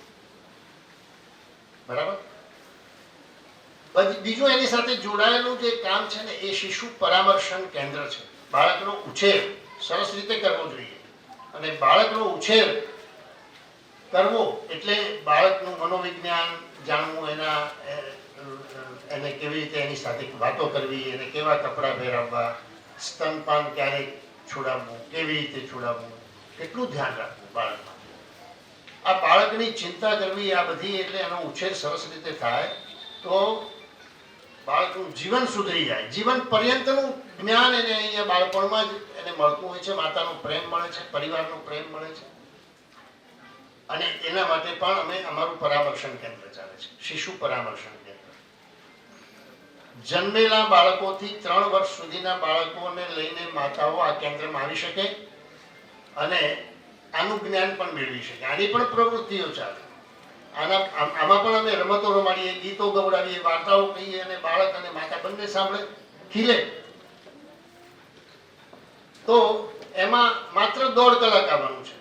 અને એવી માતાઓ માટે જેમને આવા બાળકો છે 3 વર્ષ સુધીના, એ અહીંયા કેન્દ્રમાં આવશે. તપોવન કેન્દ્રનો જ એક ભાગ. અને એમાં એ જો આવશે તો એમને 200 રૂપિયા પ્રમાણે ફી ભરવાની છે. પેલા 300 છે સગર્ભા માતાઓએ, અહીંયા 200 છે.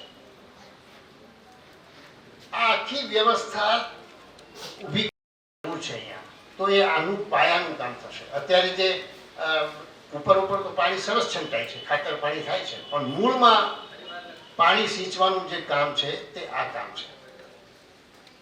કેટલીક વાતો એવી પણ છે કે જે આપણે જાણવી જોઈએ કે જીવન શિક્ષણ એટલે શું, સમગ્ર જીવનમાં મનુષ્ય કેવો તૈયાર કરવો જોઈએ આપણે. એના માટે તમને એક બે ઉદાહરણો આપું છું. અનુભવ, જીવનનો પ્રત્યેક અનુભવ એ શિક્ષણ છે. આ એક વાક્ય યાદ રાખો, જીવનનો પ્રત્યેક અનુભવ શિક્ષણ છે. એ કેવી રીતે, તો એનું એક ઉદાહરણ આપું તમને. એક રાજાને એવો વિચાર આવ્યો કે આ બધા 50 વર્ષથી મોટી ઉંમરના જે માણસો છે ને એ કાંઈ કામના નથી, અનપ્રોડક્ટિવ છે. એ ખાલી ખાઈને અનાજ બગાડે છે અને બધું એમાં કંઈ કામ તો કરતા નથી. એટલે એમણે વિચિત્ર ઢંઢેરો બહાર પાડ્યો કે 50 વર્ષથી ઉંમરના બધા જ લોકોને મારી નાખવામાં આવે, જોઈએ જ નહીં રાજ્યમાં. હવે રાજાનો શું કામ, અને સૈનિકો ઘેર ઘેર ફરે, બધાને લઈ જાય, પકડીને લઈ જાય ને મારી નાખે. આ બહુ હલચલ મચી ગઈ આખા રાજ્યમાં. પણ એક બુદ્ધિશાળી યુવાન જેને પોતાના પિતા માટે ખૂબ પ્રેમ હતો, ગરડા 60-65 વર્ષના પિતા, એમને નીચે ભોંયરામાં એક કોઈને ખબર ન પડી રીતે સંતાડી દીધા. એટલે કોઈને ખબર ન પડી કે અહીંયા કોઈ હજી એક વૃદ્ધ માણસ છે. થયું એવું કે જ્યારે દુકાળ પડ્યો, પાણી ઉપરથી વરસે નહીં, વરસાદ વરસે નહીં, અને અનાજ પાકે નહીં, તો હવે કરવું શું? તો આ તો આખો દુકાળનો સમય આવી ગયો, ભૂખે મરવાનો સમય આવી ગયો. ત્યારે પેલા વૃદ્ધ માણસ જ્યારે નીચે રોજ એને ખાવા પીવાનું ને બધી વ્યવસ્થા માટે યુવાન એને મળવા જાય, ત્યારે યુવાનના મોઢા પર ચિંતા જોઈએ. ત્યારે પિતાજી પૂછે છે કે દીકરા શું વાત છે, તને કઈ ચિંતા લાગે છે? તો કે હા પિતાજી, અત્યારે રાજ્યમાં દુકાળ પડ્યો છે, વરસાદ પડતો નથી અને આવી સ્થિતિ છે. હવે નીચે રહી રહીને પિતા, એક તો અનુભવી વ્યક્તિ, એમણે કહ્યું કે દીકરા અત્યારે કઈ ઋતુ ચાલે છે, ઋતુ જરા માહિતી મેળવી. ધીમે ધીમે ગરમી શરૂ થવાની હતી અને આજુબાજુમાં પર્વતો ઉપર થોડો બરફ ને એવું પણ જામેલું હતું શિયાળાને કારણે અથવા તો ઋતુને કારણે. અને પછી જ્યારે આ વરસાદ પડતો નહોતો અને આ હવે કરવાનું શું? એટલે પિતાએ કહ્યું કે આપણે જે એક કામ કર, આપણે જે અહીંયા નીચે આપણા રૂમમાં બધા કેટલીક વ્યવસ્થાઓ લાગી છે ને આપણે આપણા ગાડા છે ને એ બધા ગાડાની અંદર જે બીજ છે સાચવેલા એ લઈને તું જા અને ગાડાને ચલાવ, અને આજુબાજુમાંથી જે બરફ પીગળવા માંડ્યો છે એ પીગળવાને કારણે આજુબાજુમાં પાણી આવશે નહેરમાં, એ દાણા ઉગશે અને એવી રીતે ધીમે ધીમે ધીમે કરતા ફરીથી ફળદ્રુપતા આવી. આવું કોણે કર્યું આ રસ્તા ઉપર? ત્યારે રાજાને નવાઈ લાગી કે અરે બીજ બિયારણ તો હતું નહીં, પાણી હતું નહીં, આ બધું થયું કેવી રીતે? ત્યારે એમણે એ યુવાનને બોલાવ્યો કે આવું કેવી રીતે થયું. ખબર પડી કે આ એક યુવાનને કારણે આ બધું ધીમે ધીમે અનાજ પાકવાનું શરૂ થયું છે. ત્યારે યુવાને આખી વાત કરી અને એક ઘરડી વ્યક્તિ, અનુભવી વ્યક્તિ શું કરી શકે એનું એમને રાજાને ખ્યાલ આવ્યો. પછી એમણે પોતાનો હુકમ પાછો ખેંચી લીધો અને બધા લોકોને જીવવાનો અધિકાર આપી દીધો. આવી ઘણી બધી વાતો જીવન શિક્ષણની હોઈ શકે, અનુભવની હોઈ શકે. તો માણસે, આપણે બધાએ જીવનમાં આપણા બાળકોને કેવી રીતે કેળવવા જોઈએ એની ચિંતા કરવાની જરૂર છે. આ ચિલ્ડ્રન્સ યુનિવર્સિટી એટલા બધા અભ્યાસક્રમો બનાવીને બેઠી છે, એટલું બધું શિક્ષણ આપવા માટે તત્પર છે. અમે દરેક ઉંમરના દરેક બાળક માટે કંઈ ને કંઈ વ્યવસ્થાઓ કરી છે. મોટા શિક્ષકો માટે પણ વ્યવસ્થા કરી છે. જેમને પીએચડી કરવું છે એમના માટે પણ વ્યવસ્થા કરી. આવા બધા જ પ્રકારના અભ્યાસક્રમો અમારી પાસે છે. 5 અભ્યાસક્રમોની વાત તો કુણાલભાઈએ કરી. એવા પ્રીનેટલ એજ્યુકેશન છે, MA સંસ્કૃત છે ગર્ભ સંસ્કારમાં સ્પેશિયાલિટી સાથે, એવી જ રીતે MA સાયકોલોજી છે બાળ મનોવિજ્ઞાન સાથે, MA ગુજરાતી છે તો બાળ સાહિત્ય સાથે છે. બીજા ઘણા બધા એવા PG ડિપ્લોમા અને સર્ટિફિકેટ કોર્સિસ છે. ગુજરાતી ભાષાનું વ્યાકરણ કેવી રીતે કરવું જોઈએ એ શીખવું જોઈએ એની વાત. તો આવા અનેક કોર્સિસ જે જીવનને ઉપયોગી છે. નભો દર્શન, આકાશ દર્શન કરાવવાનું છે. બાળકોને આ વ્યાપકતા અને વિશાળતા સાથે જોડવાના છે. તો એના માટેની પણ વ્યવસ્થા. અહીંયા તો કેવું ખુલ્લું આકાશ હોય છે, કેવી ટેકરીની જગ્યા એમણે પસંદ કરી છે. હું આજ જોવા જવાનો છું. તો એ નભોદર્શનની પ્રક્રિયા પણ અમે આકાશમાં તારા અને કયો ગ્રહ કહેવાય ને બધું સમજાવવાના છીએ.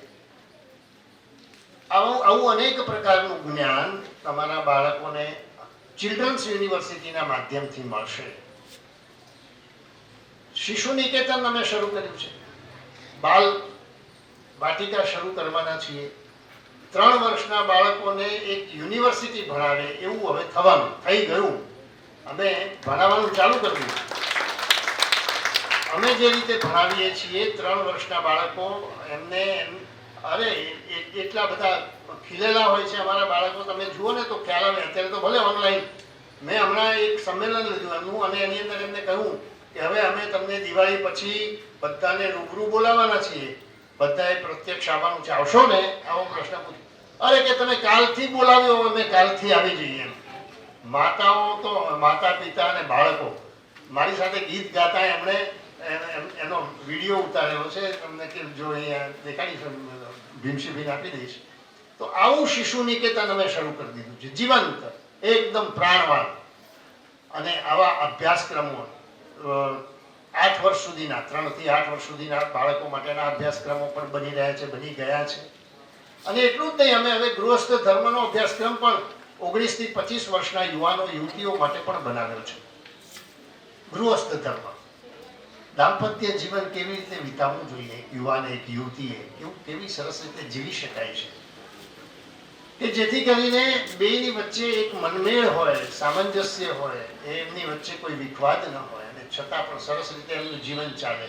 અને તો ઉત્તમ દંપતી હોય તો ઉત્તમ સંતતિ પણ જન્મે.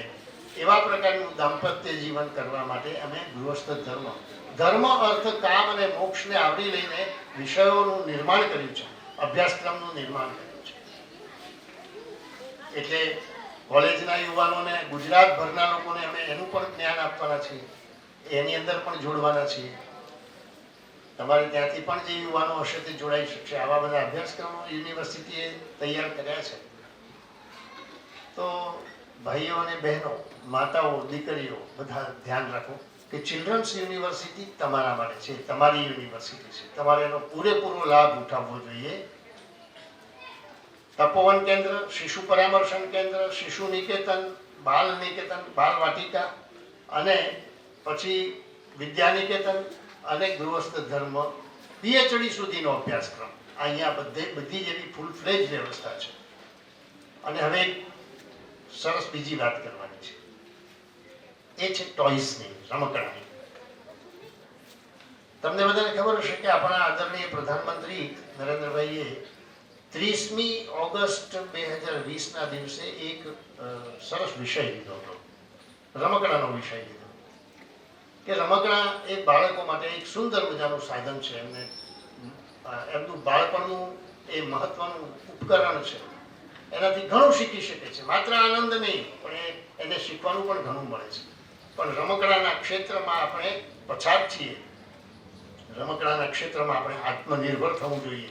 આપણા જે પરંપરાગત સરસ રમકડા લાકડાના એવા બધા બનતા હતા, અત્યારે પ્લાસ્ટિકના બને છે, ફાઈબરના બને છે, ચીનમાંથી આવે છે, કોરિયામાંથી આવે છે. એની ઉપર જાત જાતના કલર અને બહુ નુકસાન કરે એવા પદાર્થો હોય છે, બાળક મોઢામાં નાખે છે, ઝેરી હોય છે.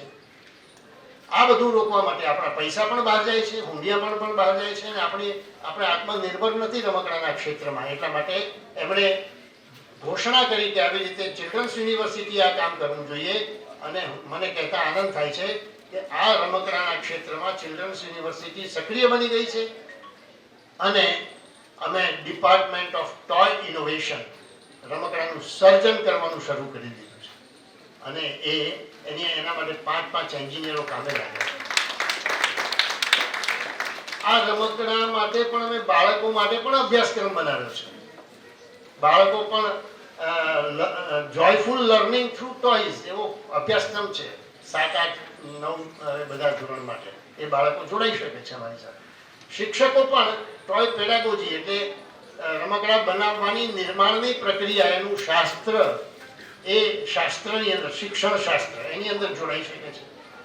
તો કેટલો બધો લાભ થઈ શકે છે. રમકડા અહીંયા પણ બની શકે છે. અમારા કેટલા બધા વેબિનાર આવા બધા હોય છે કે જેમાં અમે આવું બધું શીખવાડીએ છીએ.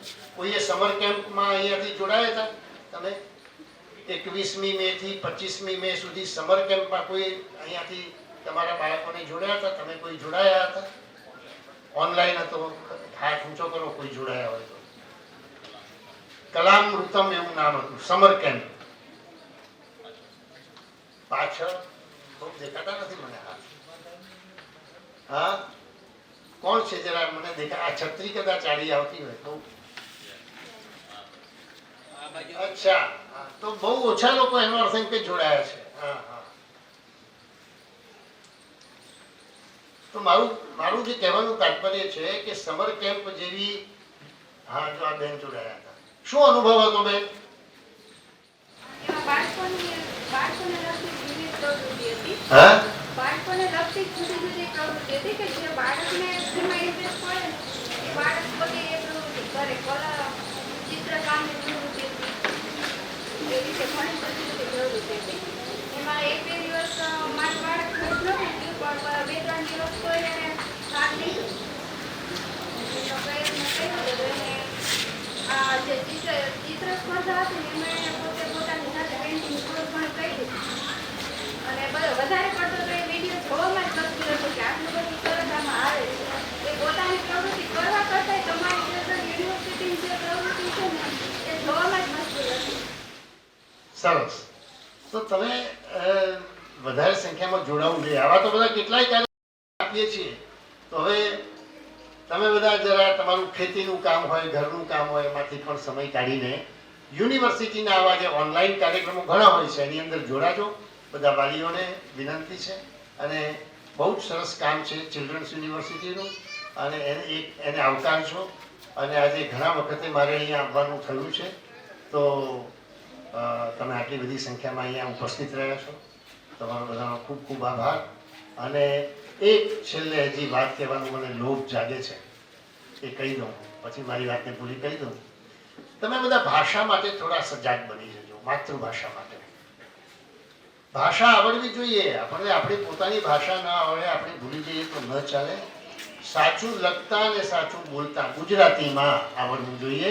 સાચું લખતા બોલતા આવડશે, શિક્ષકોને પણ આવડશે, તમને પણ આવડશે તો તમને અંગ્રેજી પણ સરસ આવડશે, હિન્દી આવડશે, સંસ્કૃત આવડશે. આ બધું જ તમને આવડશે, બાળકોને આવડશે. માટે ભાષા માટે થોડા વધારે ચિંતિત થજો. માતૃભાષા સરસ શુદ્ધ રીતે લખે, વ્યાકરણની ભૂલો ન થાય, જોડણીની ભૂલો ન થાય એવી રીતે થોડું શિક્ષણ તમે બધા વધારે ધ્યાન આપીને કરજો તો મને ખૂબ આનંદ થશે. ધન્યવાદ.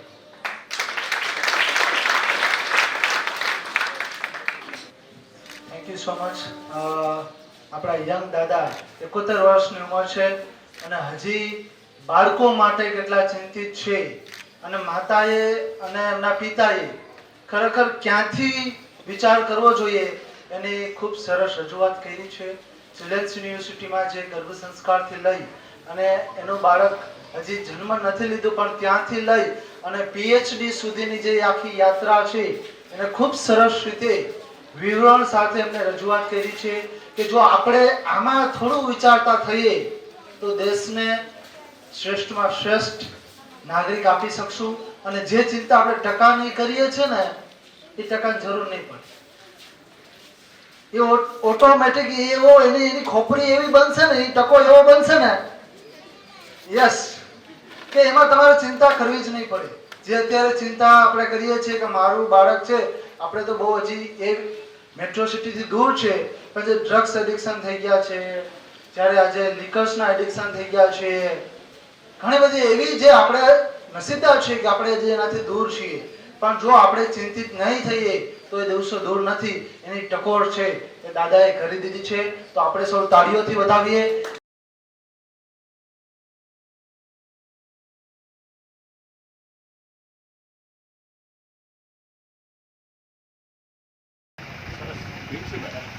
બહુ જ આનંદ.